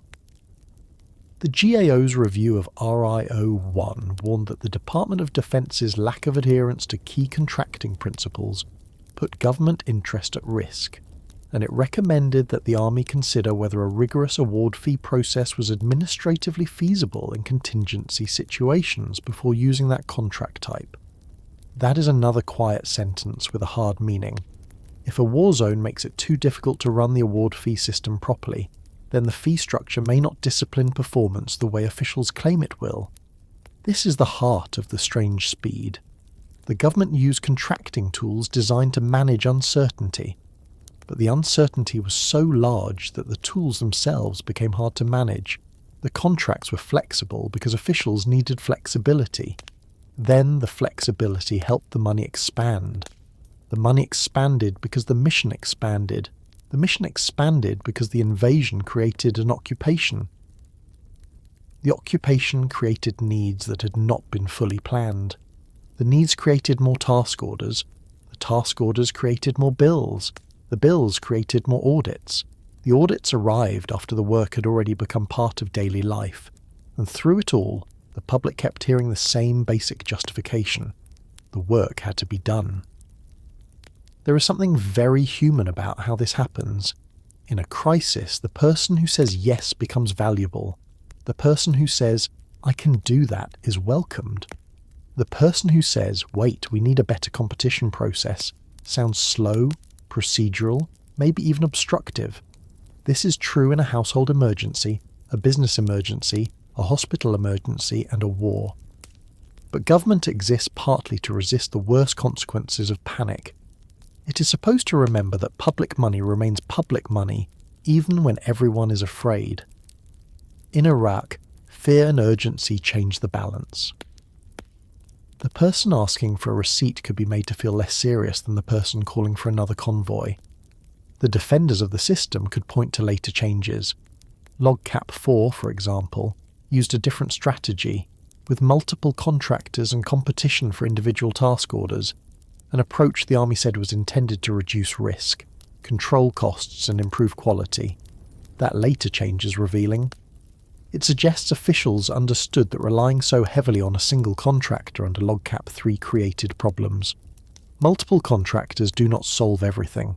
Competition in a war zone is still complicated. But the change showed a recognition that the earlier structure had concentrated too much work, too much leverage, and too much risk in one place. By then, however, the Iraq War had already trained a generation of Americans to hear the phrase no-bid contract and think of Halliburton. That association was not created by one speech or one headline. It was built from repetition. A secret or limited competition award here, a massive task order there, a former CEO in the vice presidency, a whistleblower objecting, auditors questioning costs, congressional hearings using the word profiteering, government reports written in careful language about weak controls and inadequate preparation. Each piece added weight. And because the war itself was becoming more violent and less certain, the contracting story began to feel like part of a broader betrayal. The public had been told the war would remove a threat and help build a freer Iraq. Instead, they watched the insurgency grow, reconstruction falter, and private companies collect enormous sums for work that was often difficult to evaluate from the outside. It is worth being precise here. Not every no-bid contract was corrupt. Not every large bill was false. Not every KBR employee was doing anything wrong. Some of the work was necessary. Some of it was performed under dangerous conditions. Some of the cost growth reflected real changes on the ground. But the scandal lies in the total system.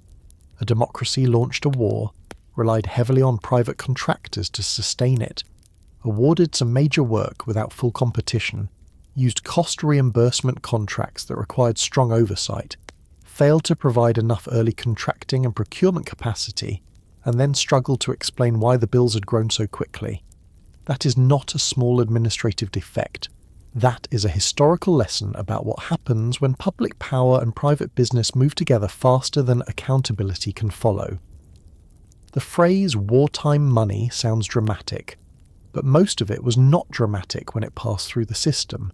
It moved through authorizations, modifications, delivery orders, invoices, vouchers, approvals, and audit files. It moved in language that flattened moral choices into procedures. $1 million became an adjustment. $100 million became an obligation.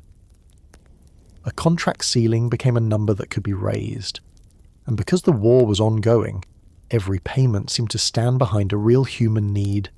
Feed the troops, fuel the trucks, repair the pipeline, house the workers, keep the generators running. That is what made questioning it so difficult. The spending was wrapped around necessities. If you pulled at the spending, you seemed to pull at the necessity itself. But necessity can be used honestly or carelessly.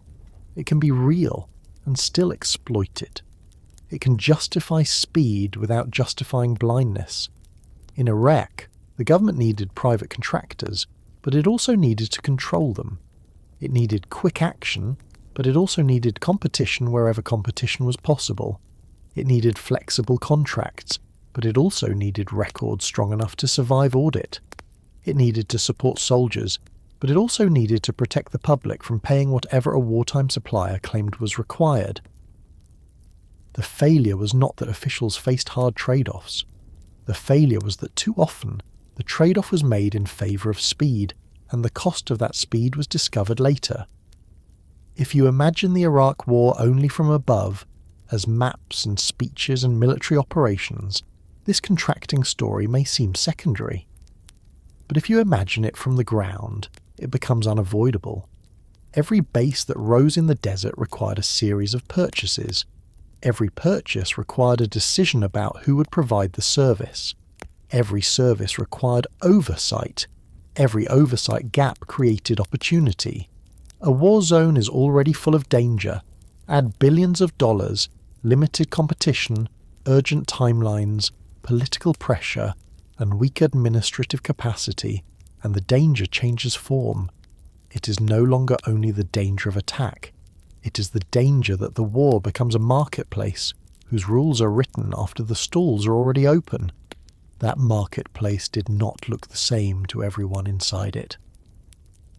To a soldier it might look like food after a patrol, a clean uniform, a shower, a place to sleep, a generator humming through the night.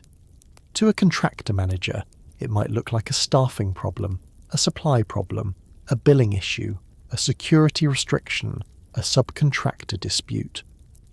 To an auditor, it might look like missing documentation, unsupported costs, a weak justification, a fee paid too easily. To an Iraqi civilian, it might look like foreign companies moving through a broken country, while electricity remained unreliable and reconstruction promises came slowly or not at all. To a taxpayer at home, it might look, once the details emerged, like money leaving the Treasury through doors that had been opened before anyone outside government knew they were unlocked. And this brings us closer to the people living inside the machinery. Because behind every task order and every no-bid controversy were actual workers, soldiers, drivers, cooks, mechanics, engineers, guards, auditors, and Iraqis trying to navigate a country remade by invasion and occupation. The next layer of the story is not only how the contracts were awarded, but how they operated once they touched the desert. It is one thing to say money moved quickly in Washington. It is another to follow that money into the dining halls, fuel convoys, laundry facilities, base camps and supply routes where the Iraq War became a daily business, run by people who often had no control over the political decisions that sent them there, but whose labour made the entire system visible for anyone willing to look closely. The first thing to understand about the men in the desert is that many of them were not soldiers. They lived near soldiers, worked beside soldiers, drove the same roads soldiers drove, ate in the same heat, breathed the same dust, listened to the same distant explosions, and sometimes died in the same war. But their names did not usually appear in the war the public thought it was watching. They were truck drivers, cooks, electricians, mechanics, welders, translators, laundry workers, fuel handlers, warehouse clerks, engineers, guards, subcontract managers, and labourers hired from countries far from Iraq and far from the United States. Some were Americans, many were Iraqis. Many others came from poorer countries where a dangerous job on a US base could still pay more than steady work at home. The Congressional Budget Office later estimated that by early 2008 at least 190,000 contractor personnel, including subcontractors, were working on US-funded contracts in the Iraq theatre, with about 20% of them US citizens, just under 40% local nationals, and roughly another 40% third country nationals. That meant the contractor workforce was not a small auxiliary standing behind the military. It was, in human terms, nearly another army. Now picture one of those bases at dawn. Not the invasion as it appeared on television, not the press conference, not the map with arrows moving toward Baghdad. Picture a place made of dust, concrete barriers, trailers, generators, chain-link fencing, fuel bladders, portable toilets, pallets, guard towers, blast walls, and long lines of people walking toward breakfast under a sky already turning white with heat. The base is not a city exactly, but it has some of the habits of a city. It wakes up in sections. Generators hum. Trucks reverse with that sharp mechanical beeping sound that never seems to stop. Kitchen workers start before almost everyone else. Water bottles are stacked by the thousands. Laundry bags are collected. Fuel trucks are checked. Waste has to be moved. Someone is fixing an air conditioning unit because without it the trailer becomes an oven by noon. Someone else is counting supplies in a warehouse. A convoy is preparing to leave the wire, which means another group of men are about to take a road everyone knows may not be safe. This is the part of the Iraq War that does not fit neatly into the old language of glory or strategy. It is too ordinary and too strange at the same time. A soldier needs to eat before patrol, a vehicle needs diesel, a shower trailer needs water, a dining hall needs refrigeration, a hospital tent needs power, a command post needs communications, trash needs to be removed because armies produce trash at a scale that becomes a health problem if ignored. Human waste needs handling, air conditioners need filters, sand clogs machines, heat damages equipment, dust gets into food, lungs, keyboards, weapons and engines. Every single one of these needs can become a service. Every service can become a line item. Every line item can become a bill. And somewhere behind the bill is a worker in the desert doing something that may look small from Washington, but is necessary enough that the war cannot function without it. KBR's importance came from living inside that ordinary necessity. Halliburton's name became famous because of politics, oil and scandal, but KBR's work was often the work of base life itself. Under LOGCAP, the military could call on KBR to provide logistical services that range from housing and food to water and trash collection. The Congressional Research Service described LOGCAP 3 as the largest logistics contract in the Iraq theatre, and noted that from 2003 through 2007, obligations under that contract totaled about $22 billion. It also noted that most contract obligations in Iraq during that period were for logistics support, construction, petroleum products, or food. This is what makes the story so different from a simple tale of weapons manufacturers making money from war. The money was not only in bombs or armoured vehicles, it was in keeping the occupation alive day after day. Take the dining hall. It sounds almost too mundane to carry historical weight, but it does. During a 2008 Senate hearing on LOGCAP costs, a Defence Contract Audit Agency official said that in calendar year 2006, LOGCAP provided 177,751,199 meals and supported 93 dining facilities across Iraq, Afghanistan, and Djibouti, feeding about 221,000 people, including military service members, coalition forces, and civilians. That number is so large it becomes hard to feel, so bring it down to one plate. Eggs in the morning, rice at lunch, chicken in a warming tray, bread, fruit, a drink cold enough to feel like mercy in the heat. That plate has passed through a chain of orders, shipments, refrigeration, labour, fuel, cleaning, pest control, security and paperwork. A soldier eats in 10 minutes what a contractor system may have spent weeks arranging. And after the meal is eaten, the evidence of it does not disappear. The tray has to be washed, the waste has to be collected, the food stocks have to be replaced, the worker who served it has to sleep somewhere, eat something, get paid by someone, and possibly answer to a subcontractor whose name no one in Congress will ever remember. There is a quiet unfairness in the way history remembers this. The executives and politicians become names. Cheney, Halliburton, KBR, Pentagon officials, members of Congress, inspectors general, whistleblowers. But the people who did the work often blur into a category: contractors. That single word hides enormous differences. An American truck driver hauling fuel on a dangerous highway was not in the same position as an executive signing quarterly reports. A Filipino kitchen worker on a base was not in the same position as a program manager. An Iraqi labourer cleaning facilities was not in the same position as a former government official moving into the private sector. The word contractor can mean a man with a laptop in a procurement office, a woman doing laundry near blast walls, a mechanic under a truck, a security guard at a gate, or a driver gripping a steering wheel while the road ahead narrows and everyone in the convoy gets quiet. The truck drivers deserve special attention because their work reveals the risk inside the business model. A base cannot run without supplies, and supplies do not magically appear. They move on roads. In Iraq, roads were not just roads. They were contested space. A convoy could carry fuel, food, mail, ammunition, construction material, bottled water, spare parts, or portable toilets, and the men driving those trucks might be civilians under contract rather than soldiers under military command. NPR reporting from 2006 described civilian truckers in Iraq as part of America's shadow army, delivering everything from meals and mail to bullets and portable toilets, while facing roadside bombs, gunfire and ambushes. It reported that at least 63 truckers had died, including 24 Americans and many third country nationals. That number should stop us for a moment. 63 truckers.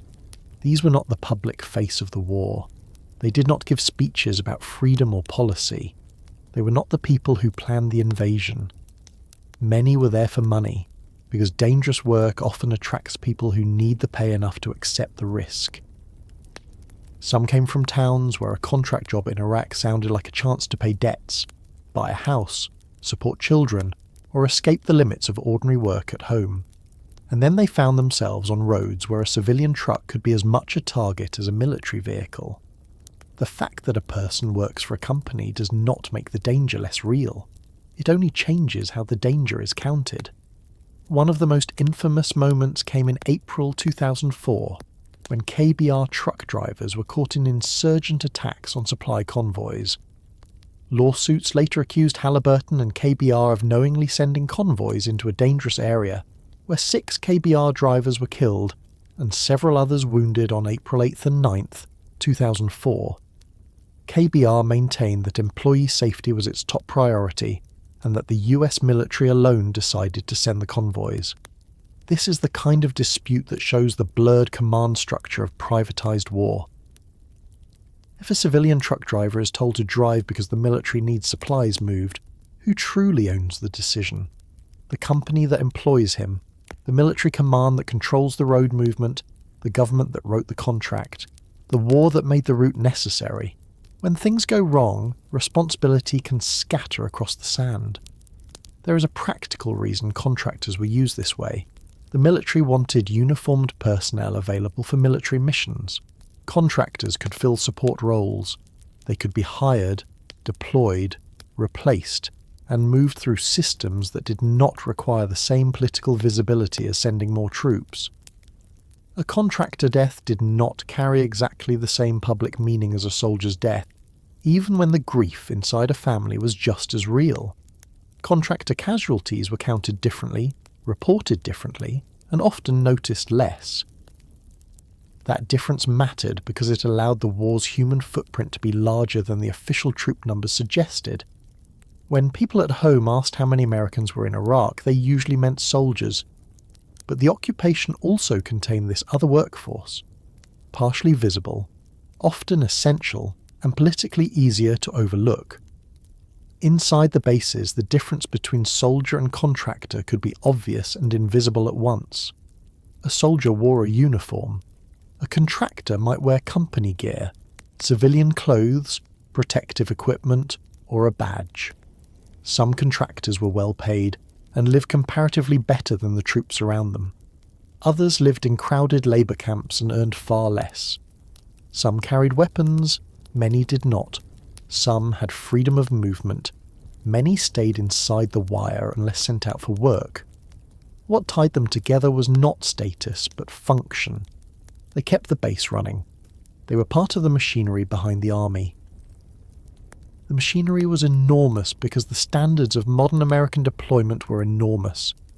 The army of the Iraq War was not expected to live like an army from the 19th century. It brought with it the assumptions of a wealthy industrial society. Food should be regular. Water should be safe. Medical systems should function. Communications should work. Vehicles should be maintained. Facilities should have power. Troops should have some access to rest, laundry, showers, and connection to home. None of this was unreasonable. Many of these things kept people healthy, focused, and alive, but they required a supply network so wide that the war became not only an act of force, but an act of continuous consumption. That consumption produced invoices. This is where the men in the desert connect back to the scandal in Washington. It is easy to look at a truck, a dining hall, or a generator and see a thing. The contracting system saw billable work. A meal served could become part of a food service charge. A truck driven could become transportation cost. A generator maintained could become labour, parts, overhead, and fee. A camp built for contractors could itself become a reimbursable necessity under an oil restoration contract. The work was real, but the billing system around it was complicated enough that even real work could become a place for waste. If a dining facility prepared more meals than were actually eaten, who checked the count? If a subcontractor charged inflated labour rates, who caught it? If fuel was purchased through layers of middlemen, who knew the true price? If equipment was ordered and never used, did anyone notice before it sat in the dust? The answer, too often, was that oversight came late. Not always, not everywhere, but often enough to define the era. The Department of Defense and other agencies had auditors and contracting officers, but the system was stretched. The Iraq theatre was not a normal business environment. Requirements changed quickly. Security restrictions limited access. Documentation was incomplete. Subcontracting layers made costs harder to trace. The Special Inspector General for Iraq Reconstruction later described the broader reconstruction effort as suffering from problems of planning, coordination, management, and oversight, and concluded that the United States was not adequately prepared for stabilization and reconstruction operations on that scale. That is the official language. On the ground, it meant people were spending money faster than other people could verify why.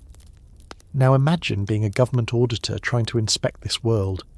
The paper trail leads from a prime contractor to a subcontractor, then maybe another subcontractor, then a local supplier, then a foreign labour broker, then a kitchen, a convoy, a warehouse, or a fuel depot. You ask for records. Some are missing, some are incomplete. Some exist but do not answer the real question. A manager explains that the security situation made normal procedures impossible. A contracting officer says the service had to continue. A commander says the troops could not wait. The company says it followed government direction. The government says it relied on the company's expertise. Everyone has an explanation. The bill remains. There is a reason the next stage of the Halliburton scandal focused so much on overcharging, waste, and disputed costs. The desert work created the facts on the ground, but the paperwork translated those facts into money. Once work was done, or claimed, or partially done, or done at higher cost than expected, the government had to decide what to pay. In normal market life, a customer can refuse a bad price and choose someone else. In Iraq, choosing someone else was not always practical. If KBR was already feeding a base, already maintaining facilities, already moving supplies, already embedded in the system, the government's bargaining power was weaker than it appeared. Dependence had a price. It is important not to flatten the moral landscape. Some KBR employees were serious professionals doing difficult work well. Some contractor workers performed under conditions most people would refuse. Some soldiers were grateful for the services, because those services made a brutal deployment more bearable. Some costs were genuinely higher because Iraq was dangerous. A convoy that needs protection, rerouting, repairs, insurance, hazard pay, and constant replacement capacity will cost more than a delivery route in Texas. A dining facility in a war zone is not a cafeteria in a shopping mall. A gallon of fuel delivered through a threatened supply chain is not the same as a gallon bought at a gas station. The work was hard and the difficulty was not imaginary. But difficulty can become a cover. That is the lesson repeated again and again.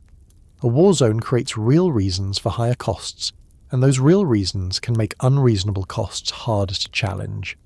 It creates real urgency, and that real urgency can make poor planning easier to excuse.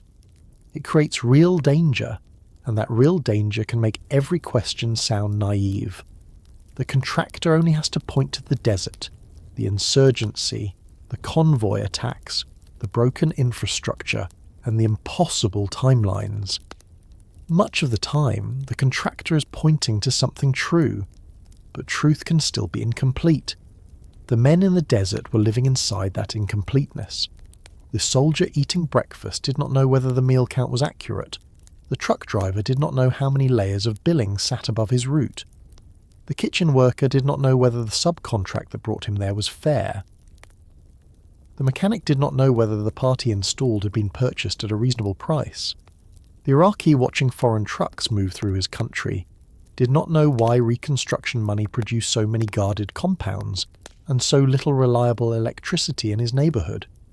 The taxpayer at home did not know that a meal, a shower, a convoy, or a fuel delivery could become part of a multi-billion-dollar argument years later. This is what made the Iraq War feel, to critics, like a business operation hidden inside a military operation. Not because the war had no military purpose, and not because every contractor was corrupt, but because the occupation created a steady demand for services that private companies were paid to satisfy. The more the war dragged on, the more permanent the temporary systems became. Bases grew, dining halls expanded, housing improved, supply chains hardened, contractor routines became normal. What began as support for an invasion turned into support for an occupation, then support for a long counterinsurgency, then support for a withdrawal. Each phase required work. Each phase created bills.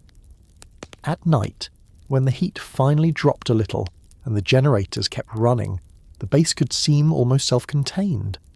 Lights on in the desert, workers cleaning after dinner, soldiers calling home, trucks lined up for the next day, fuel waiting in tanks, trash waiting for removal, laundry bundled, mechanics still under vehicles, someone at a desk entering numbers into a system, someone else approving a purchase, somewhere far away, a corporate office tracking revenue, somewhere else, an auditor wondering whether the supporting documents will ever be enough. The war did not stop when the shooting paused. It kept breathing through logistics, and this is the part that should stay with us as we move deeper into the scandal. Halliburton and KBR did not become symbols only because they were connected to power. They became symbols because they touched the ordinary life of the war so completely. They helped build the places where soldiers slept. They helped feed them. They helped fuel the vehicles that moved them. They helped maintain the systems that made the occupation livable enough to continue. Then they billed the government for that work under contracts so large and complicated that even official watchdogs struggled to follow them cleanly. The controversy was not outside the war. It was inside the shower trailer, inside the dining hall, inside the convoy, inside the fuel depot, inside the stack of invoices waiting for review. The people on the ground knew parts of the truth before the public did. Drivers knew the roads were dangerous. Cooks knew how much food was being made and how much was thrown away. Workers knew which equipment sat unused. Soldiers knew when services worked and when they failed. Managers knew where the paperwork was thin. Auditors knew what they could not verify. Whistleblowers knew that raising questions could damage a career. But each person saw only a section of the machine. The full shape appeared slowly, through hearings, audits, lawsuits, reports, and testimony, and when it appeared, it showed a war where the practical necessities of daily survival had been joined to a billing system that rewarded speed, scale, and expansion. The next question is what happened when people began to read those bills more closely. Not just glance at them, not just approve them because the war had to continue, but read them with the suspicion that a public dollar in a war zone deserves at least as much attention as a public dollar spent anywhere else. That is when the story begins to darken in a different way. Because once auditors and whistleblowers started following the paper trail, they found disputed costs, weak controls, overcharging allegations, missing documentation, and a pattern that became harder to dismiss as isolated confusion. The men in the desert had built, fed, fueled and sustained the war. The paperwork that followed would show how much of that work had been necessary, how much had been wasteful, and how difficult it had become to tell the difference. The paper trail did not begin as a dramatic thing. It did not arrive with a whistleblower standing in front of cameras or a senator holding up a document in a hearing room. It began in the ordinary way that government spending always begins, with records that were supposed to match reality. A meal served, a truck driven, a gallon of fuel delivered, a trailer purchased, a subcontract signed, a voucher submitted, a cost estimate approved, a payment made. None of this sounds like the centre of a scandal, and that is exactly why it works so well as a hiding place. In a war zone, people expect drama to look like fire, smoke and gunfire. They do not expect it to look like a dining facility invoice. They do not expect it to look like a fuel subcontract. They do not expect it to look like a request for supporting documentation that sits unanswered for too long. But in Iraq, the paper trail became one of the most important battlefields of the war because it was there, in the quiet language of costs and reimbursements, that the public began to see how a war could leak money faster than anyone could explain where it went. The first thing to understand is that waste in Iraq was not always simple theft. Sometimes it was. There were kickbacks, fraud cases, corrupt subcontractors, and people who saw a war zone as a place where normal consequences might not follow them. But much of the waste was harder to name.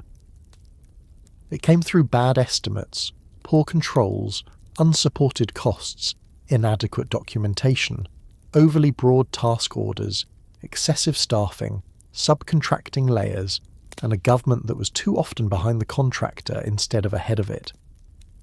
The Government Accountability Office reported that Defence Contract Audit Agency audit reports issued between February 2003 and February 2006 identified $2.1 billion in questioned costs and $1.4 billion in unsupported costs on Iraq contracts. GAO explained that questioned costs were costs auditors considered unacceptable for negotiating reasonable prices, while unsupported costs were costs for which the contractor had not provided sufficient documentation. That distinction matters. A questioned cost is not automatically a stolen dollar. An unsupported cost is not automatically fraud. But both are warning lights, and in Iraq the warning lights were blinking across a system already moving too fast. Think about what unsupported means in a place like Iraq. It means an auditor is trying to connect a bill to proof, and the proof is not there, or not good enough, or not clear enough to trust. In an ordinary business, that might delay payment or cause an argument.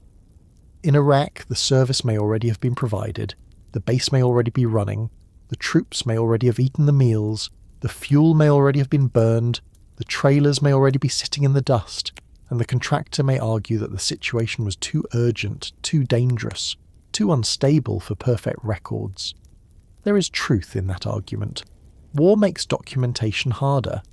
But if war makes documentation impossible, then war also becomes an ideal place for inflated costs to survive. That is the terrible circle. The conditions that make spending necessary are the same conditions that make spending difficult to police. The dining facilities showed this problem in a way ordinary people could understand. Everyone knows what a meal is. Everyone knows the difference between food that was prepared and food that was only imagined on paper. At a 2008 Senate hearing on log cap costs, investigators described allegations that KBR had billed the government for millions of meals that were never prepared, because subcontractors charge for fixed meal counts rather than actual meals served. The same hearing described the broader log cap contract as covering living quarters, dining facilities, transportation, water and ice, laundry and bath services, airfield operations, detainee camp construction, and firefighting, with more than $20 billion obligated over 5 years. A meal in that context was not just a meal, it was a unit in a massive reimbursement system. If the count was wrong, the error could multiply by thousands of people, across many bases, across many months, until ordinary arithmetic turned into a public scandal. The fuel story was even more politically sensitive because Iraq was already a war surrounded by suspicion about oil. KBR's work under the Restore Iraqi Oil contract included fuel-related tasks, and auditors began raising questions about gasoline pricing early. In a 2004 House hearing, testimony described a Defense Contract Audit Agency review that found potential gasoline overpricing of $61 million through September 2003 and said the matter had been referred to the Department of Defense Inspector General. The same hearing stated that DCAA had found inadequate support for billed dining facility costs and believed the billed number of meals appeared to exceed significantly the actual meals served. Again, the careful word is potential. History should not turn audit language into courtroom verdicts, but the pattern was becoming visible. Fuel, food, estimates, documentation, and a contractor whose costs the government was struggling to verify in real time. There is something almost exhausting about trying to follow this kind of scandal, and that exhaustion is part of the story. A simple scandal has a suitcase of cash, a secret meeting, a villain, a confession, and a door closing in a courthouse. The Halliburton KBR Iraq scandal did not work so neatly. It had audit reports. It had committee staff memoranda. It had contracting officers. It had army officials who disagreed with auditors. It had subcontractors who blamed the conditions. It had defenders who said KBR was doing essential work under dangerous circumstances. It had critics who said the company was exploiting a cost-plus system and weak oversight. It had payments withheld, then negotiated, then sometimes restored or reduced. It had words like definitization, allowable costs, award fees, and vouchers. It required citizens to care about procurement, which is one of the most effective ways history has ever found to make the public look away. But some people did not look away. Bernadine Greenhouse did not look away. She was the senior civilian contracting official at the Army Corps of Engineers, and she objected to how Halliburton and KBR were receiving and retaining work. She raised concerns about non-competitive contracts, about the length and scope of the oil restoration arrangement, and about the presence of Halliburton representatives in meetings where future contract work was being discussed. Reporting based on contract documents later noted that Greenhouse questioned the attendance of Halliburton representatives at a February 2003 Pentagon meeting about the Restore Iraqi oil contract and objected to offering a 5-year term rather than a shorter, non-compete arrangement. Her importance was not only that she said the process looked wrong, her importance was that she said it from inside the process, in the language of rules, responsibility, and public trust. Whistleblowers are often praised after the danger has passed, but that is not how it feels when the danger is still happening. Inside an institution, the person who raises a difficult question can be treated as the problem rather than the warning. The machine wants to keep moving. The war is ongoing. The contractor is already doing the work. Commanders need services. Officials do not want delays. Political leadership does not want embarrassment. Then someone points to the paperwork and says the process is wrong. That person is rarely welcomed. Greenhouse later testified publicly, but before that, she had to live with the pressure that comes when a career built inside government is suddenly turned against the government's own momentum. Her case became famous because it showed how lonely oversight can be when the people most able to stop a bad process are also the people most vulnerable to retaliation. There were others too, some inside KBR's world, some connected to subcontractors, some government auditors, some lawyers and investigators trying to force sealed allegations into daylight. A whistleblower in a war contracting scandal might not be exposing one dramatic secret. They might be pointing to a pattern. Labour charged at inflated rates, equipment billed without enough justification, subcontractors marking up services, workers paid little while invoices climbed through layers above them, supervisors ignoring warnings, or a company resisting the production of documents auditors needed. The problem with a pattern is that it does not fit easily into a headline. It has to be built slowly. One invoice, one email, one comparison between what was billed and what was done. One witness willing to say that the official explanation does not match what they saw. The Senate hearings gave the public fragments of that pattern. In 2008, Senator Carl Levin said DoD auditors had identified almost $2 billion in overpricing on the log cap contract, and described examples including meals billed but not prepared, trailers purchased at prices far above lower bids, overstated labour costs, excessive vehicles, excessive staffing, and layers of management criticised by performance boards. These were allegations and audit findings discussed in a political hearing, and KBR disputed or defended many issues across the years. Still, the overall portrait was hard to dismiss. The government had not simply bought too much of one thing. It had created an environment in which the contractor's estimates could become the starting point for payment, and the government's ability to challenge those estimates often came late, weakly, or under pressure. A Congressional Research Service report later explained the danger of undefinitized contract actions, which allowed work to begin before a completed performance work statement or final negotiated price was in place.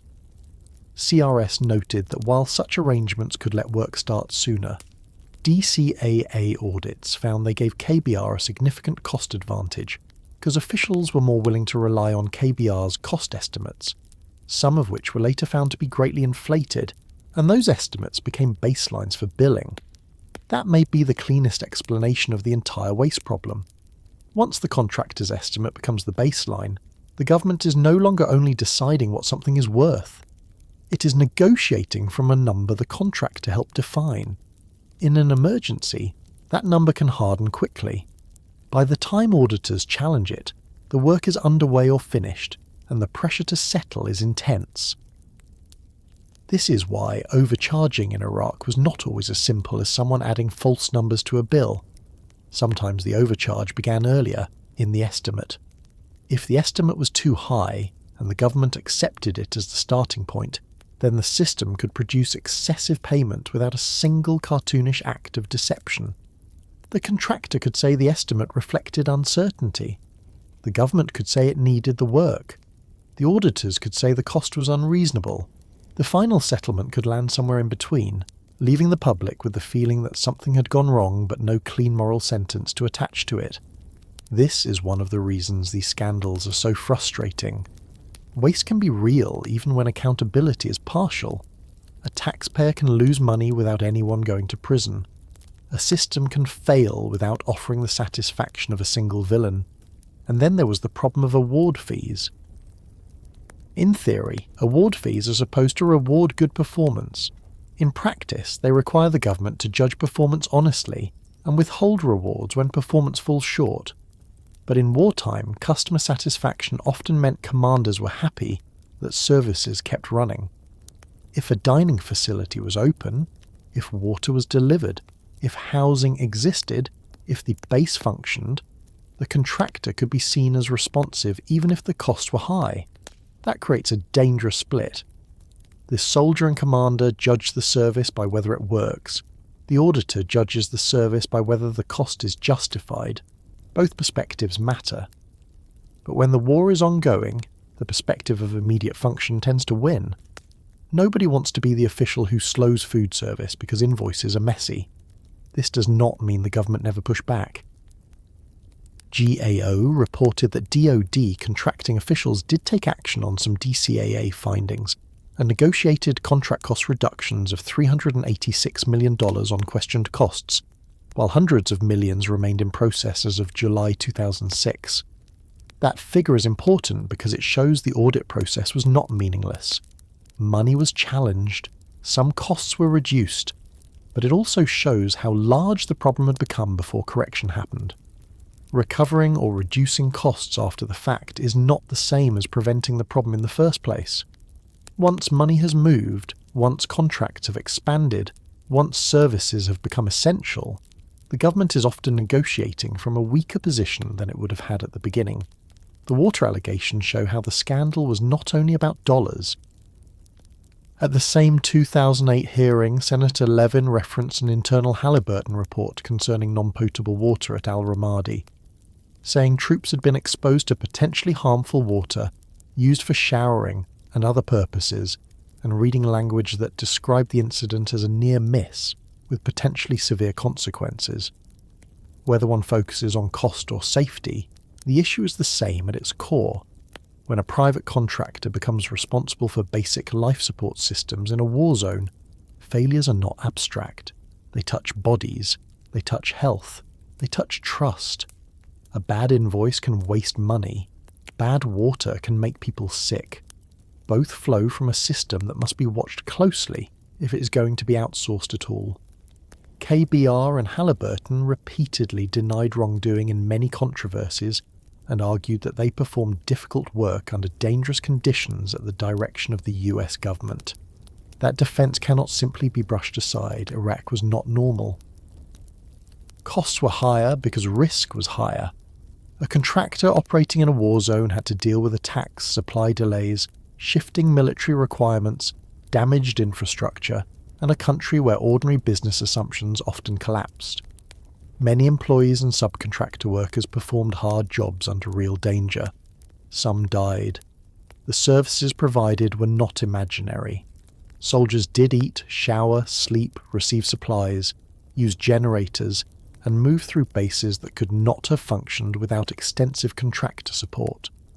A fair history has to hold that reality in one hand, but in the other hand, it has to hold this.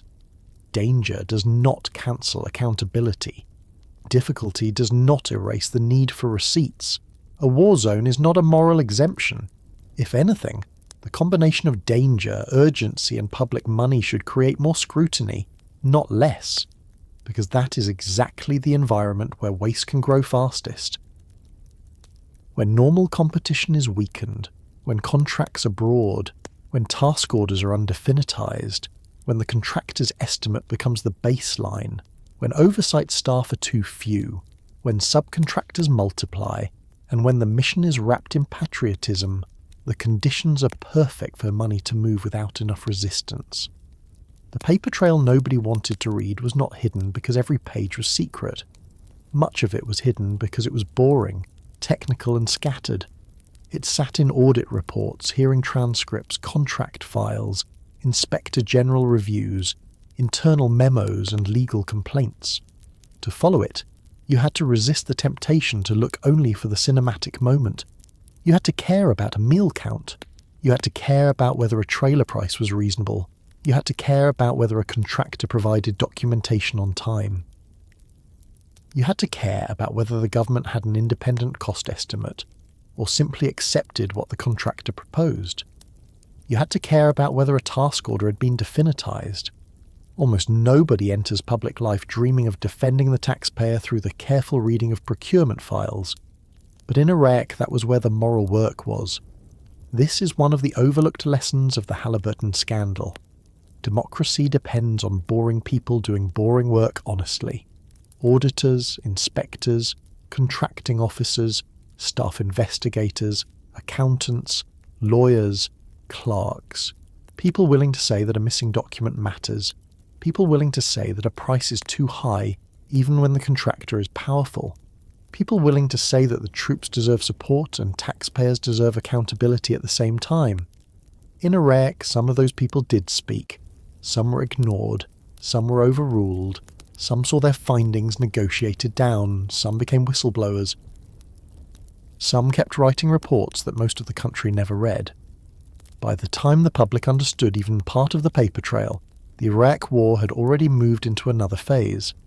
The early promise of quick reconstruction had collided with insurgency, sectarian violence, bureaucratic confusion, and the sheer difficulty of rebuilding a country after destroying its state. The waste and overcharging allegations around Halliburton and KBR were not separate from that larger failure. They were one expression of it. A war that had been sold with confidence was being run through emergency systems that did not deserve that confidence. A reconstruction effort that was supposed to help Iraqis had become entangled with American contractors, private profits, weak controls, and layers of paperwork so thick that responsibility could disappear inside them. So when you hear the word scandal, do not picture only a secret deal in a closed room. Picture an auditor waiting for documents. Picture a dining hall where the meal count does not match the bill.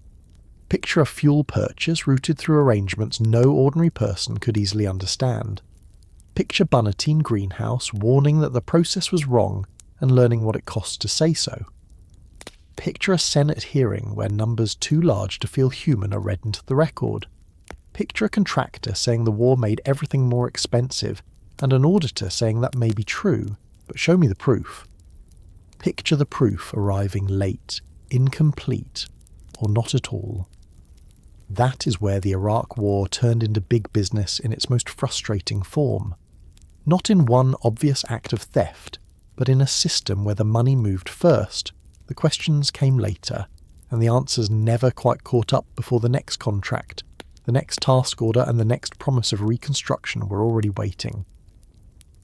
By the time the United States began speaking seriously about reconstruction, the word itself had already become too small for what was happening. Reconstruction sounds modest. It sounds like repair after damage. A bridge has been destroyed, so someone rebuilds it. A hospital has been looted, so someone restores it. A water pipe has broken, so someone replaces it. That was part of the work in Iraq, but it was not the whole work. What unfolded after the invasion was something larger, stranger, and more ambitious. It was the attempt to rebuild pieces of a country, while also reshaping the political and economic rules under which that country would live. It was repair mixed with redesign. It was emergency service mixed with free market experiment. It was humanitarian language mixed with corporate opportunity. And because all of this was happening under occupation, under violence, under pressure, and under the eyes of a public that had been promised quick progress, reconstruction became a marketplace almost before it became a plan.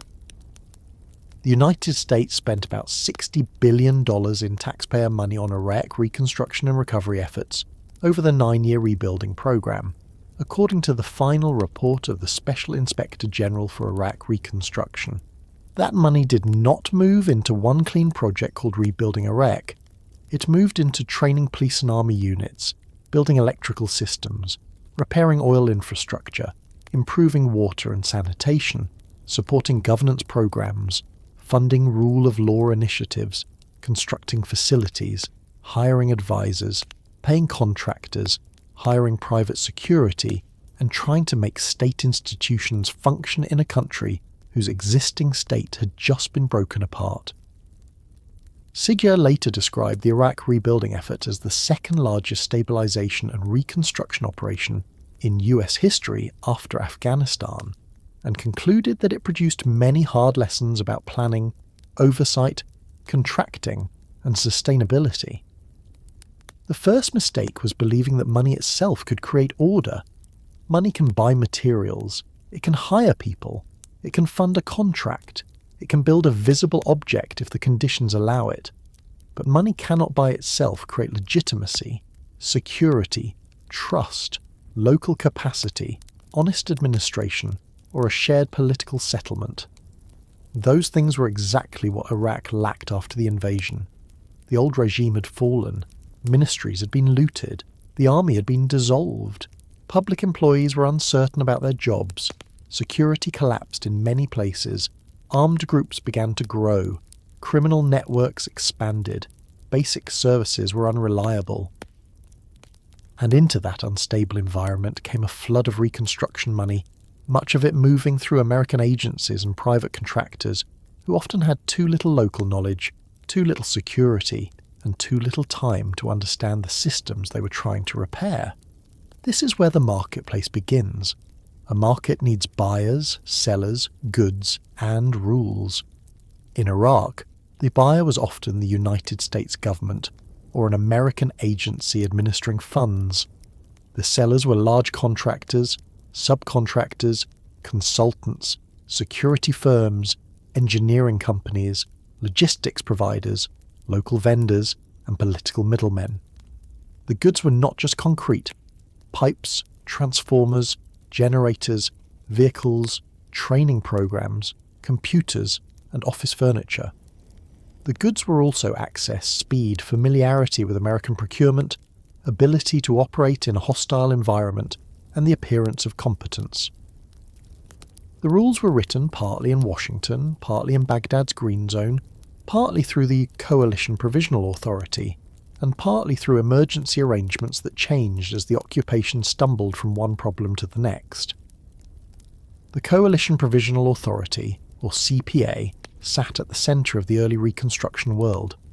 It served as the temporary governing authority in Iraq after the fall of Saddam Hussein's regime, and before the transfer of sovereignty to an Iraqi interim government in June 2004. That alone is extraordinary.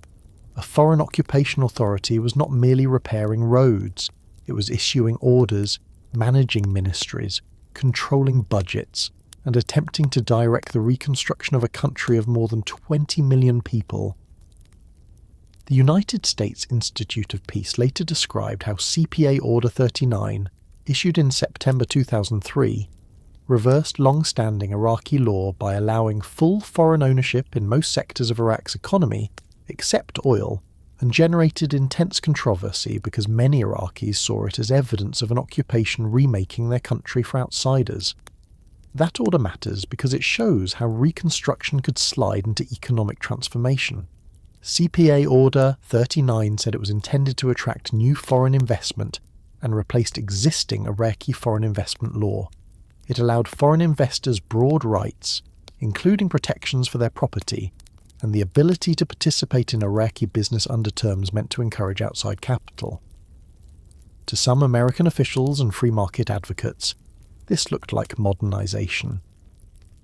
Iraq's old economy had been heavily state-dominated, distorted by sanctions, corruption, war and dictatorship, and opening it to foreign investment could be described as a way to bring capital, technology, jobs, and efficiency. But to many Iraqis, and to many critics of the occupation, it looked like something else. It looked like a country invaded by foreign armies being open to foreign investors before its own people had a stable government capable of deciding the terms. There is a difference between repairing a power plant and changing the economic law of an occupied country. The first can be justified as immediate public necessity. The second begins to look like political redesign. In Iraq, those two impulses were often mixed together. The same officials who spoke about restoring electricity also spoke about creating markets. The same occupation that promised sovereignty also issued binding economic orders. The same reconstruction system that needed local legitimacy often gave major contracts to foreign firms whose work depended on private security in guarded compounds. The result was a deeply awkward arrangement. Iraq was being told it was being rebuilt for Iraqis, but many Iraqis watched the process through fences, checkpoints, and subcontracting chains that seemed to place them at the bottom. Large American companies received some of the most visible reconstruction work. Bechtel, for example, won USAID contracts for essential infrastructure work, including power, water, civil infrastructure, telecommunications, transportation, and public buildings. In a House hearing on reconstruction contracting, a Bechtel official testified that the company's contracts covered restoration of essential power, water, civil and telecommunications infrastructure, and that its first team was sent to the region within days of winning the contract. Bechtel later said its Iraq infrastructure too contract-targeted power, water and sanitation, surface transportation and buildings, the Qasr seaport, waterways and airports. This was not peripheral work. This was the visible skeleton of daily life. Electricity, water, roads, ports, airports, sewage, buildings, and the systems that allow a country to function. The reconstruction market was not only Halliburton, and that is important. Halliburton and KBR became the symbol because of LogCap, oil, Cheney, no-bid contracts, and the scale of their logistics work. But the broader reconstruction economy included Bechtel, Parsons, Fluor, Washington Group, Perini, Lucent, DynCorp, Blackwater, Triple Canopy, local Iraqi firms, regional suppliers, and many others. It included engineering giants, security companies, consultants, development organizations, and small contractors who saw opportunity in a place where billions were being committed quickly. A Project on Government Oversight report from the early Reconstruction period noted concerns that large umbrella contracts could create effective monopolies for future tasks under broad ceilings, using Bechdel and Parsons as examples of major infrastructure arrangements. The marketplace was competitive in some formal ways, but once a large contractor won a broad contract, the practical field often narrowed. There is a plain reason for that. Large American agencies preferred large contractors because large contractors could absorb risk, manage complex reporting, handle security arrangements, meet US procurement requirements, and move quickly. A small Iraqi firm might know the local area better, but it might not have the bonding capacity, accounting systems, English language proposal teams, security networks, or Washington relationships needed to win prime contracts. So the money often flowed first to large foreign firms, then down through layers of subcontracting. By the time it reached local workers and Iraqi subcontractors, pieces of the budget had already been taken at several levels. This did not always mean fraud. It was simply how the system was built. But a system built that way can turn Reconstruction into a set of toll booths. Security made everything worse. A project that might have been technically simple in a peaceful country became difficult and expensive in Iraq. Engineers could not always travel freely. Construction sites needed guards. Convoys needed protection. Foreign workers lived inside compounds. Materials had to move through dangerous routes. Workers were kidnapped or killed. Projects were delayed by attacks, sabotage, and intimidation. A Council on Foreign Relations backgrounder in 2005 summarised the main obstacles as security concerns, government bureaucracy, corruption, and management problems, citing CGA reporting that described how violence and instability disrupted rebuilding efforts. Security did not merely add a line item to the budget, it changed the shape of the work. It made every project slower, more expensive, and more distant from the people it was supposed to serve. Private security became its own market inside the Reconstruction market. Engineers needed guards. USAID personnel needed guards. Convoys needed guards. Inspectors needed guards. Diplomats needed guards. Contractors could not easily work outside protected zones without armed movement.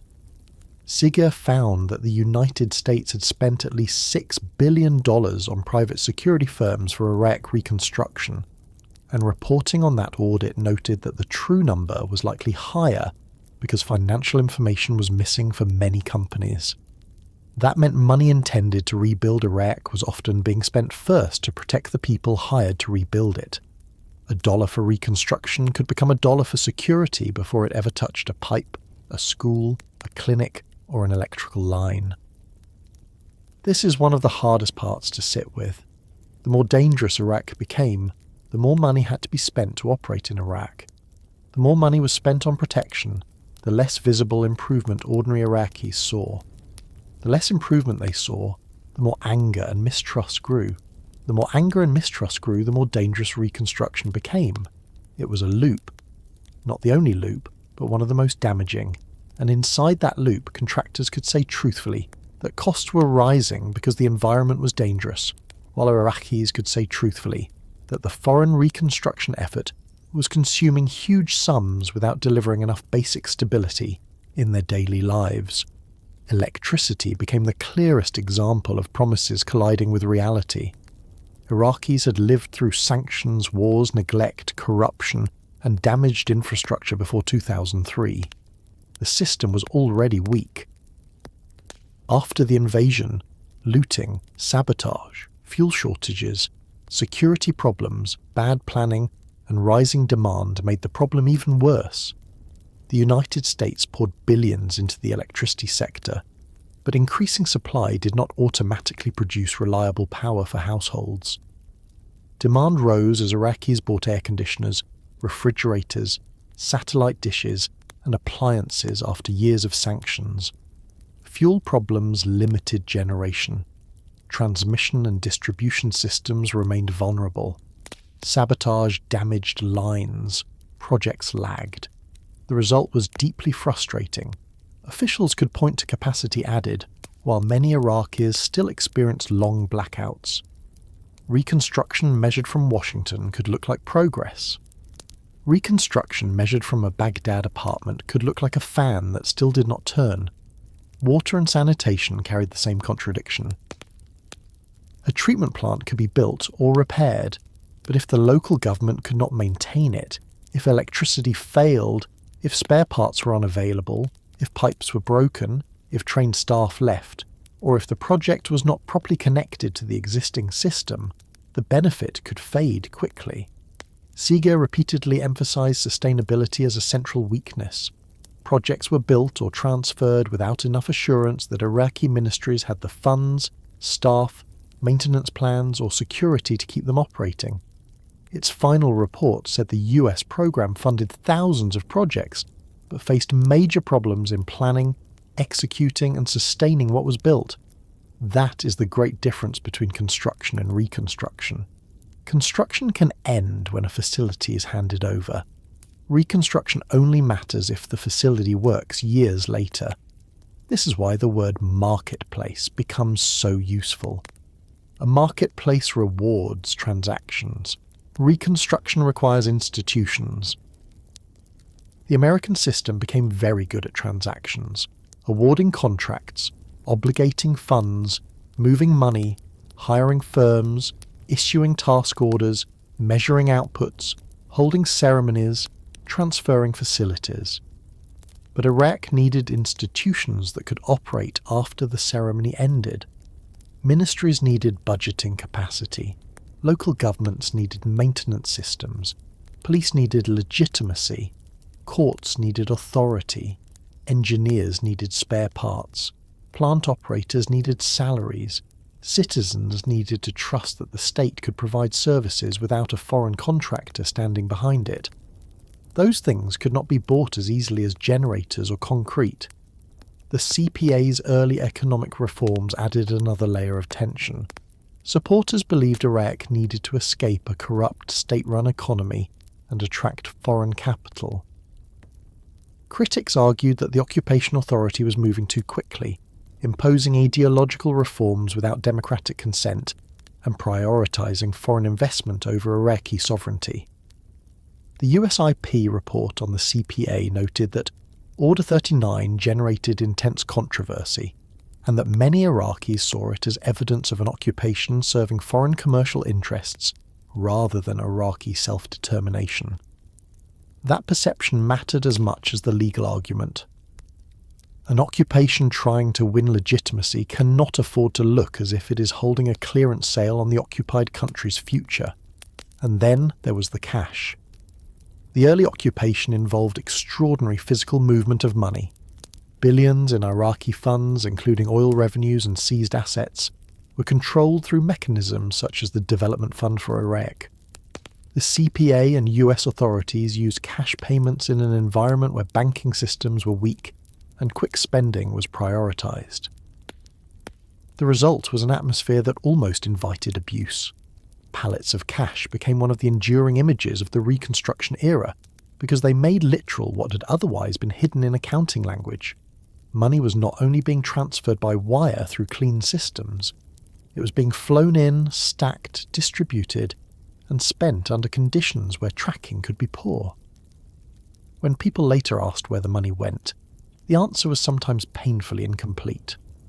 The final Seeger record was blunt about waste. In a 2013 congressional hearing on lessons from Iraq Reconstruction, lawmakers cited the Inspector General's estimate that as much as $3 billion to $5 billion may have been wasted from the Iraq Relief and Reconstruction Fund alone because of poor accountability, and as much as $8 billion overall. Those numbers are not the full cost of the war. They are not the military budget, they are only part of the reconstruction story. But they are large enough to represent hospitals not built, power systems not sustained, schools not repaired properly, salaries not paid, trust not earned, and time not recovered. Waste in reconstruction is not only a financial failure, it is a political failure because each wasted dollar weakens the claim that the project is being done for the public good. Some of the failures were not spectacular. That is what makes them so revealing. A clinic built without reliable electricity, a school repaired poorly, a water project completed without a maintenance plan, a prison left unfinished, a program designed by people who did not understand the local conditions well enough, a contractor that fulfilled the technical terms but not the public purpose, a subcontractor that vanished, a project that looked good in a report but did not change daily life. These failures did not all come from corruption. Some came from haste, some came from arrogance, some came from security. Some came from the belief that American management tools could be dropped into Iraq and work as long as enough money followed. There were successes too, and a fair account should not erase them. Some roads were repaired, some schools opened, some health facilities received equipment, some power generation improved, some water projects did help communities. Some Iraqi officials and local workers cooperated with American teams under dangerous conditions because they genuinely wanted the country to function. Some American civilians and contractors worked hard, honestly, and at personal risk. The reconstruction effort was not a single failed object.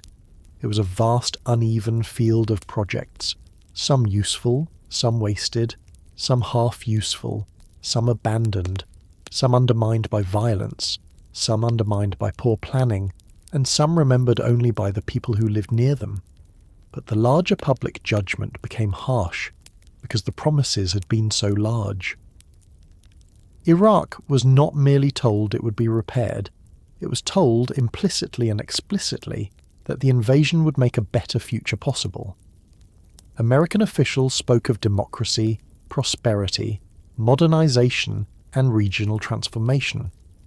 They did not describe a future in which billions would be consumed by security, contractors, audits, and projects that Iraq struggled to maintain. The gap between promise and daily life became politically poisonous. If a family in Baghdad still had unreliable electricity, if sewage still ran in the street, if a clinic lacked medicine, if unemployment was high, if corruption was visible, then the announcement of another reconstruction contract did not feel like hope. It felt like someone else was getting paid. That feeling is central to the Halliburton story, even when Halliburton was not the contractor on a specific project. Halliburton became the symbol of a wider suspicion that the war had opened Iraq not only to American power, but to American business. Every large foreign contract fed that suspicion. Every security convoy of SUVs moving through traffic fed it. Every guarded compound fed it. Every unfinished project fed it. Every report of waste fed it. Every speech about freedom delivered beside poor services made the contrast sharper. The scandal of reconstruction was not only that companies profited, it was that profit seemed more reliable than reconstruction itself. The marketplace also affected priorities. Projects were often chosen and designed under American assumptions, American timelines, and American political needs. Visible projects mattered because officials needed evidence of progress. Spending money quickly mattered because appropriated funds had deadlines and political expectations. Large projects appealed because they looked transformative. But local Iraqis often needed smaller, practical, durable improvements. Reliable electricity in a neighbourhood, clean water, trash collection, functioning clinics, security at markets, jobs that lasted, and state institutions that did not collapse when foreign managers left. A marketplace tends to favour what can be contracted. A society needs what can be sustained. The Commander's Emergency Response Programme, or CERP, emerged partly as an answer to that problem. It allowed military commanders to fund smaller local projects quickly, often using cash to respond to urgent community needs. In some places this helped. A local commander could repair a school, fix a market, pay for a small bridge, or fund a local service faster than a large agency contract could. But quick cash created its own oversight problems. CIGIA and other auditors repeatedly found documentation weaknesses in reconstruction spending, including programs where tracking and evaluation lagged behind the pace of money. The same pattern returned. Speed solved one problem and created another. This is the Iraq reconstruction story in miniature. The American system kept trying to move fast because delay was dangerous. It kept spending large because the needs were huge. It kept using contractors because contractors were available. It kept relying on security because the country was unstable. It kept promising sustainability while building through systems that often did not produce it. The market could deliver activity. It could not guarantee legitimacy. It could produce invoices, ribbon cuttings, progress reports, and statistics. It could not by itself convince Iraqis that the state being rebuilt around them belonged to them. By the later years of the war, the market had changed but not disappeared. As US military strategy shifted, as the surge unfolded, as violence changed form, as Iraqi ministries gained more formal control, and as US agencies reduced or transferred projects, the reconstruction economy adapted. Contractors did not vanish. Security firms remained important. Advisors remained. Training contracts continued. Maintenance and support work continued. The American presence became smaller in some ways and more specialized in others. But the early lesson remained. Once reconstruction had been organized through contracts, contracts became the language in which many problems were addressed. There is something deeply revealing about that. When a government approaches a broken country through a contract, it is asking the contract to do more than a contract can do. A contract can state a requirement. It can assign responsibility. It can set a price or a reimbursement mechanism. It can define deliverables. It can impose reporting requirements. But it cannot create a trusted police force out of paper. It cannot make a ministry honest by deadline. It cannot make a power plant work if the grid, fuel system, security environment and maintenance budget are not aligned. It cannot substitute for political consent. It cannot repair the damage of occupation simply by naming an output. The Iraq War turned into big business because reconstruction itself became a business opportunity. Not only for Halliburton and KBR, though they remained central to the larger memory, but for a whole ecosystem of firms that learned to operate inside America's wartime rebuilding model. Some provided real services, some wasted money, some did both at the same time. Some entered Iraq with good intentions and found themselves trapped by violence and bureaucracy. Some entered because the contracts were enormous. The marketplace did not require every participant to be cynical. It only required a system where public necessity could be converted into private revenue at scale. And for Iraqis, this often meant watching outsiders debate the success of projects that were supposed to serve Iraqi lives. An American report might measure obligations, expenditures, outputs, facility transfers, or capacity built. An Iraqi household measured hours of electricity, pressure in the water tap, safety on the street, availability of work, and whether the local government could solve ordinary problems without foreign help. Those two measures did not always meet. That gap is where resentment lived. That gap is where reconstruction lost much of its moral force. So when we follow this story forward, we should not imagine reconstruction as a separate chapter from the contracting scandal. It was the broadest expression of it. Halliburton and KBR showed how military support became privatized. The oil contract showed how urgency and political connection could collide. The dining halls and convoys showed how daily war became billable. The audits showed how weak oversight allowed waste to grow. Reconstruction showed something even larger, that after the shooting began, the promise of rebuilding Iraq became a marketplace where the ability to win, manage, secure, and bill contracts often mattered more than the ability to create lasting public trust. And once that happened, the final question became unavoidable.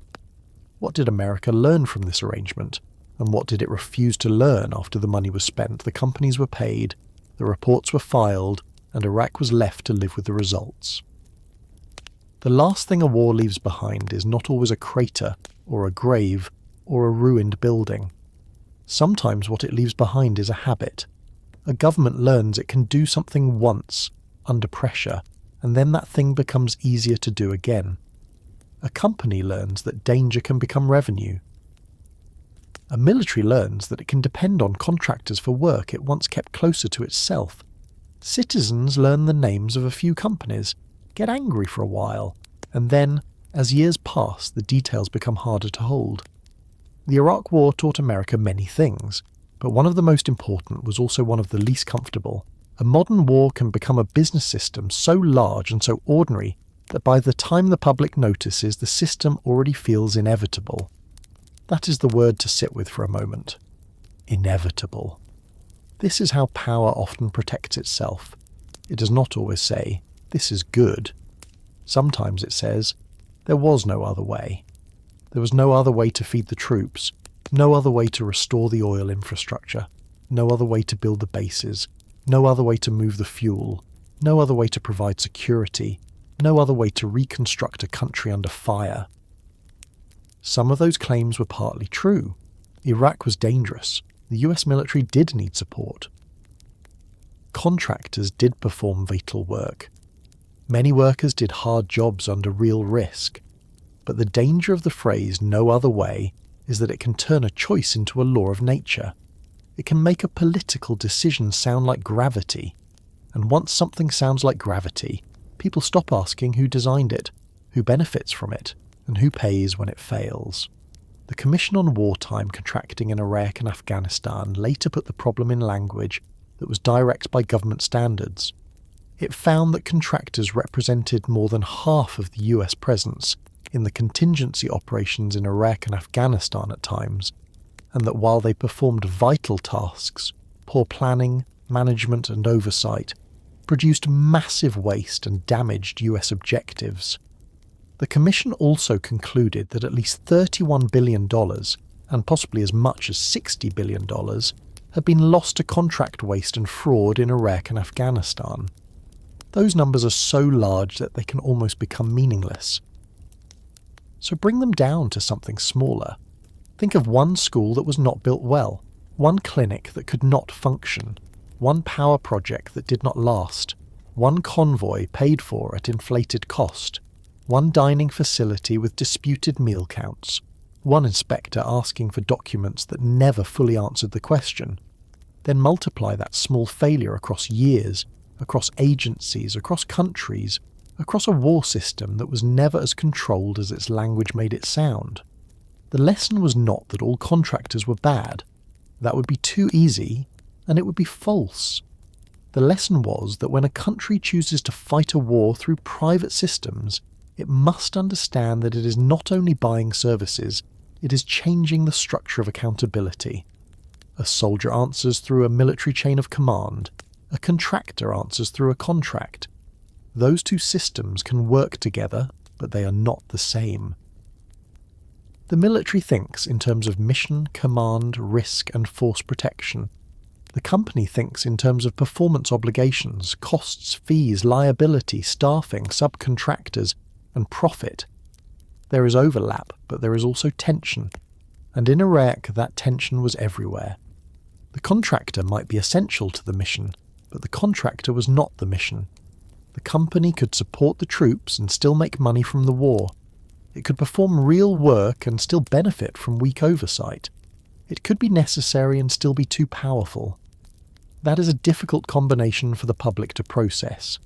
We prefer cleaner categories: hero or villain, patriot or profiteer, success or failure. Iraq did not allow that. A KBR employee driving a truck through a dangerous road could be brave and underpaid relative to the risk, while the contract structure above him could still be wasteful. A dining hall could genuinely improve a soldier's life, while the billing system behind it could still be flawed. A reconstruction project could have good intentions and still fail because nobody had planned for maintenance. A government official could believe he was acting urgently for national security and still create conditions where billions moved without enough control. The historical truth is not softened by complexity. It is made more serious by it. By 2013, the Special Inspector General for Iraq Reconstruction had completed its final lessons learned report. It described a 9-year rebuilding program that spent about $60 billion in US taxpayer money and billions more in Iraqi funds, completed thousands of projects and programs, and produced many lessons learned the hard way. It also noted that SIGIR's work drew on 220 audits, 170 inspections, and investigations that produced 82 convictions, and it recorded the human cost of reconstruction work, including at least 719 people killed while working on reconstruction-related activities. That last number matters. Reconstruction was not only waste and contracts. People died trying to build, repair, inspect, guard, deliver and administer the things that occupation had promised. Any honest memory has to hold them too. But the final judgment was still severe. The United States had not been prepared for the political, administrative and practical burden it created when it overthrew Saddam Hussein's government. It had the power to break the old order, but not the organised civilian capacity to rebuild what came after. It relied on agencies that were not structured for a mission of that scale. It relied on contractors because contractors were available, and because private contracting had become the way the American state handled many tasks it no longer wanted to perform directly. It moved money quickly because the situation was urgent. It used urgency to justify speed. Speed weakened oversight. Weak oversight created waste. Waste weakened legitimacy. Weak legitimacy made the mission harder, and the harder the mission became, the more money had to be spent to sustain it. This is the loop that Iraq exposed. It was not only a failure of one company. Halliburton and KBR became symbols because their names sat at the crossing point of politics, oil, logistics, and wartime profit. But the deeper lesson was about the system that made them so useful. If KBR could become so central to base life, it was because the military had already chosen a model that depended on contractors. If no bid and limited competition awards became so controversial, it was because officials had already accepted that urgency could bypass normal competition. If overcharging and unsported costs became such large issues, it was because cost reimbursement contracting in a war zone requires oversight that the government did not always have. If reconstruction became a marketplace, it was because rebuilding had been organised through contracts before the political conditions for rebuilding had been secured. The Government Accountability Office's review of the Restore Iraqi Oil contract captured one piece of this clearly. It found that the Defence Contract Audit Agency identified $221 million in questioned costs in final audits of the RIO-1 task order proposals, and it explained that questioned costs are those auditors do not consider acceptable for negotiating a fair and reasonable contract price, with contracting officers ultimately deciding whether the cost should be paid. That is not the language of a battlefield. It is the language of government finance. But it belongs inside the war story because it tells us what happened after the speeches ended. The war was not only fought in streets and deserts, it was also fought in the disagreement between an auditor and an invoice. The public memory of Iraq has often moved toward the largest questions. Were there weapons of mass destruction? Should the United States have invaded? What did the war do to Iraq, to the Middle East, to American power, to veterans, to trust in government? Those are the necessary questions, but the contracting story belongs beside them, not underneath them. A war is not only its stated purpose, it is also the way it is carried out. The Iraq War showed that when a democracy goes to war, it must ask not only why the war is being fought, but who will run the machinery around it, who will profit from it, who will supervise them, and what happens when emergency spending becomes normal spending. One of the most damaging things the Iraq War did was make cynicism feel reasonable. When citizens saw Halliburton contracts, Cheney's former role, no-bid awards, fuel disputes, meal billing controversies, failed reconstruction projects, and billions in waste, many concluded that the war had been a business opportunity from the start. That conclusion is too simple if it means every decision was secretly made for profit. History rarely works with that kind of neatness. But the cynicism was not irrational. People had been asked to trust institutions that had given them bad reasons, weak explanations, and late accountability. Once trust is broken, even necessary work begins to look like theft. Even real danger begins to look like an excuse. Even honest contractors are pulled into the shadow of dishonest systems. Power also learned something. It learned that contracting can reduce political visibility. A larger military deployment requires public attention, troop numbers, votes, hearings, and casualty reports. Contractors can expand the footprint of a war in ways that feel more administrative than political. They can do jobs that would otherwise require more uniformed personnel. They can absorb some risks outside the official military count. They can make a war look smaller than it is. This does not mean contractors are invisible, but they are easier to blur. The Congressional Budget Office estimated that by early 2008, at least 190,000 contractor personnel, including subcontractors, were working on US-funded contracts in the Iraq theatre. Roughly about one contractor employee for each US service member there. That fact alone should change how anyone pictures the war.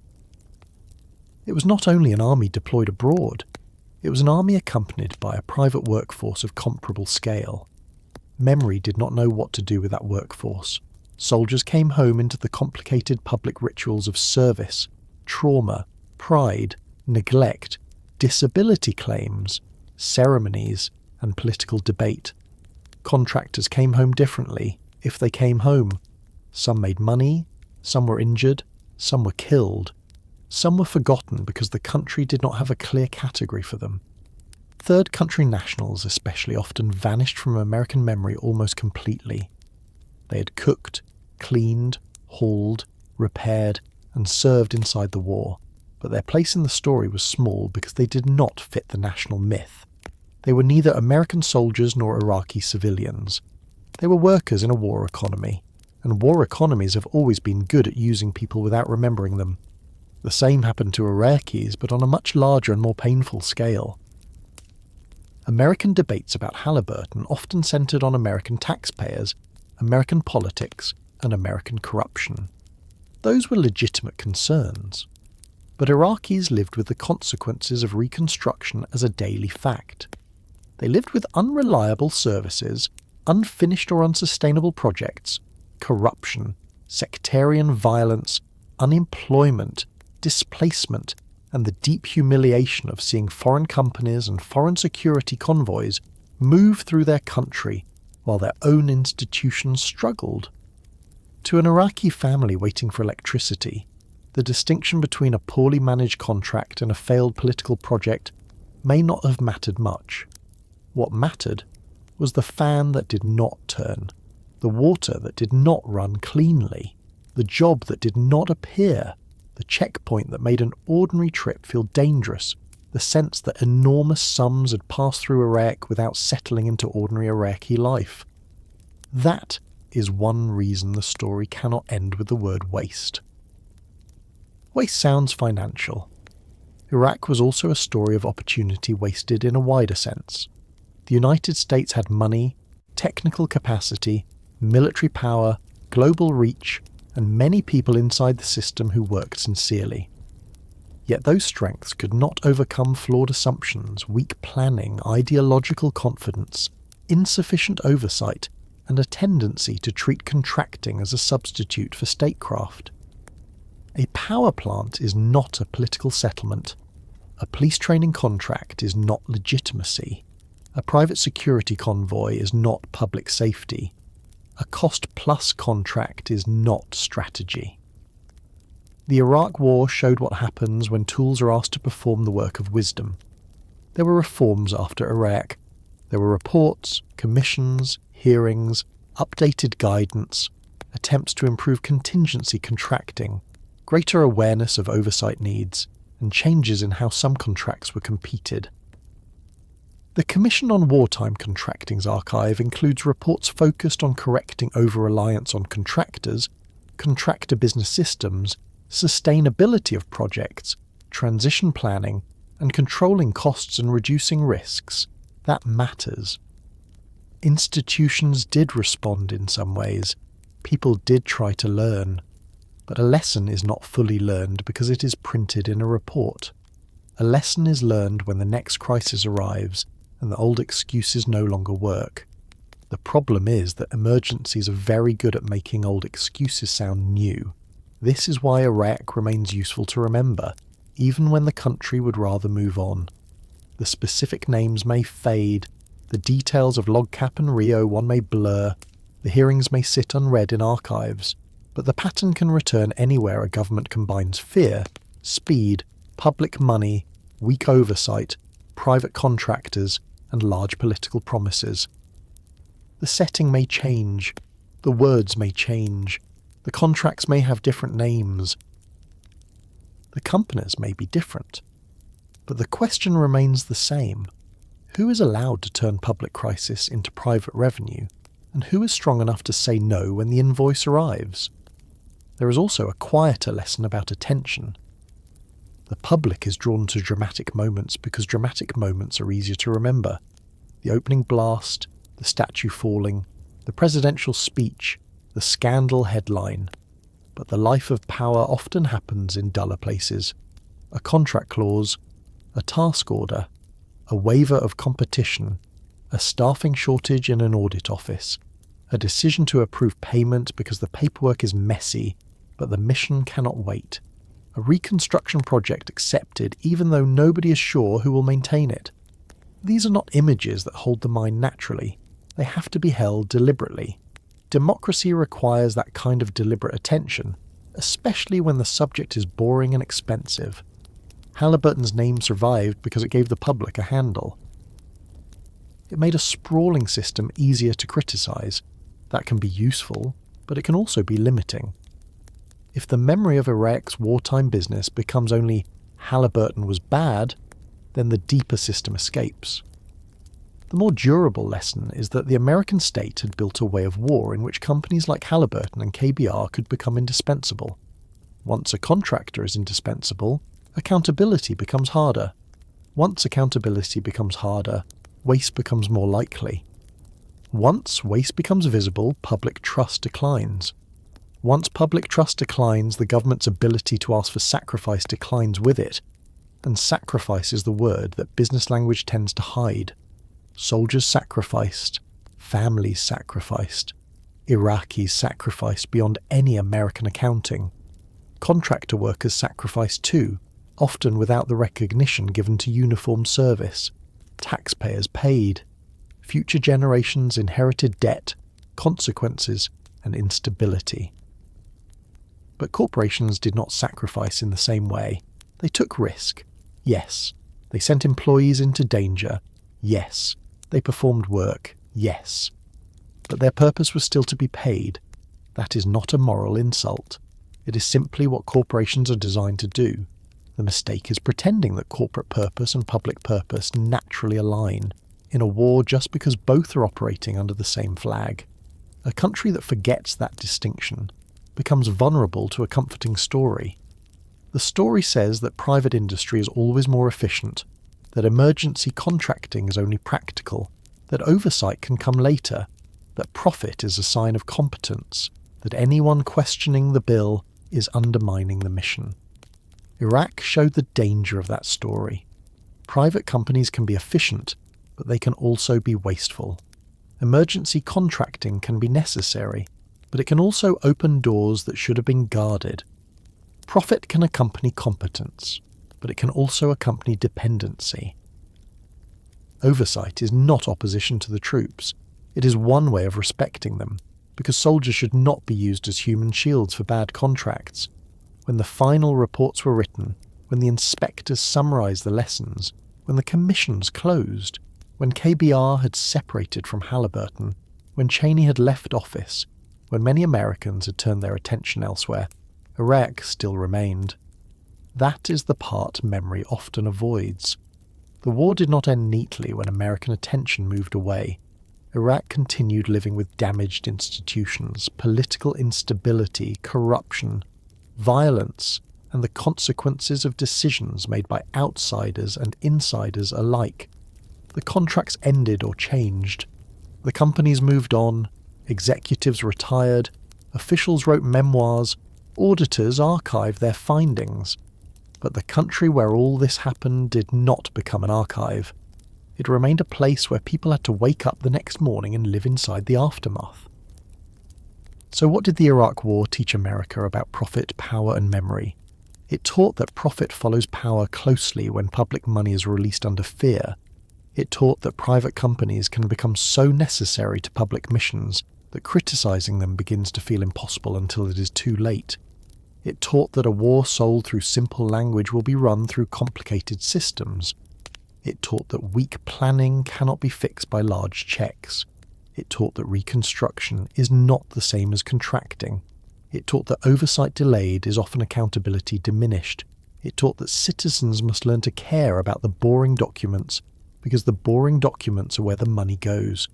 It taught that the appearance of conflict can be almost as damaging as conflict itself when public trust is already fragile. And it taught that memory, unless tended carefully, will reduce a vast failure into a few names and leave the machinery ready for use again. Maybe that is the final image worth keeping. Not a burning oil well, not a convoy moving through dust, not a hearing room with microphones, though all of those belong here. Picture instead a file box, plain, heavy, unremarkable. Inside it are contracts, invoices, audit notes, warnings, approvals, objections and explanations. Some pages are technical, some are evasive, some are honest, some are incomplete. That box does not look like a war memorial. But it is part of the memorial whether we admit it or not. Because inside it is the record of how a war became business, how business became routine, how routine became waste, and how waste became memory only after too many people had stopped looking.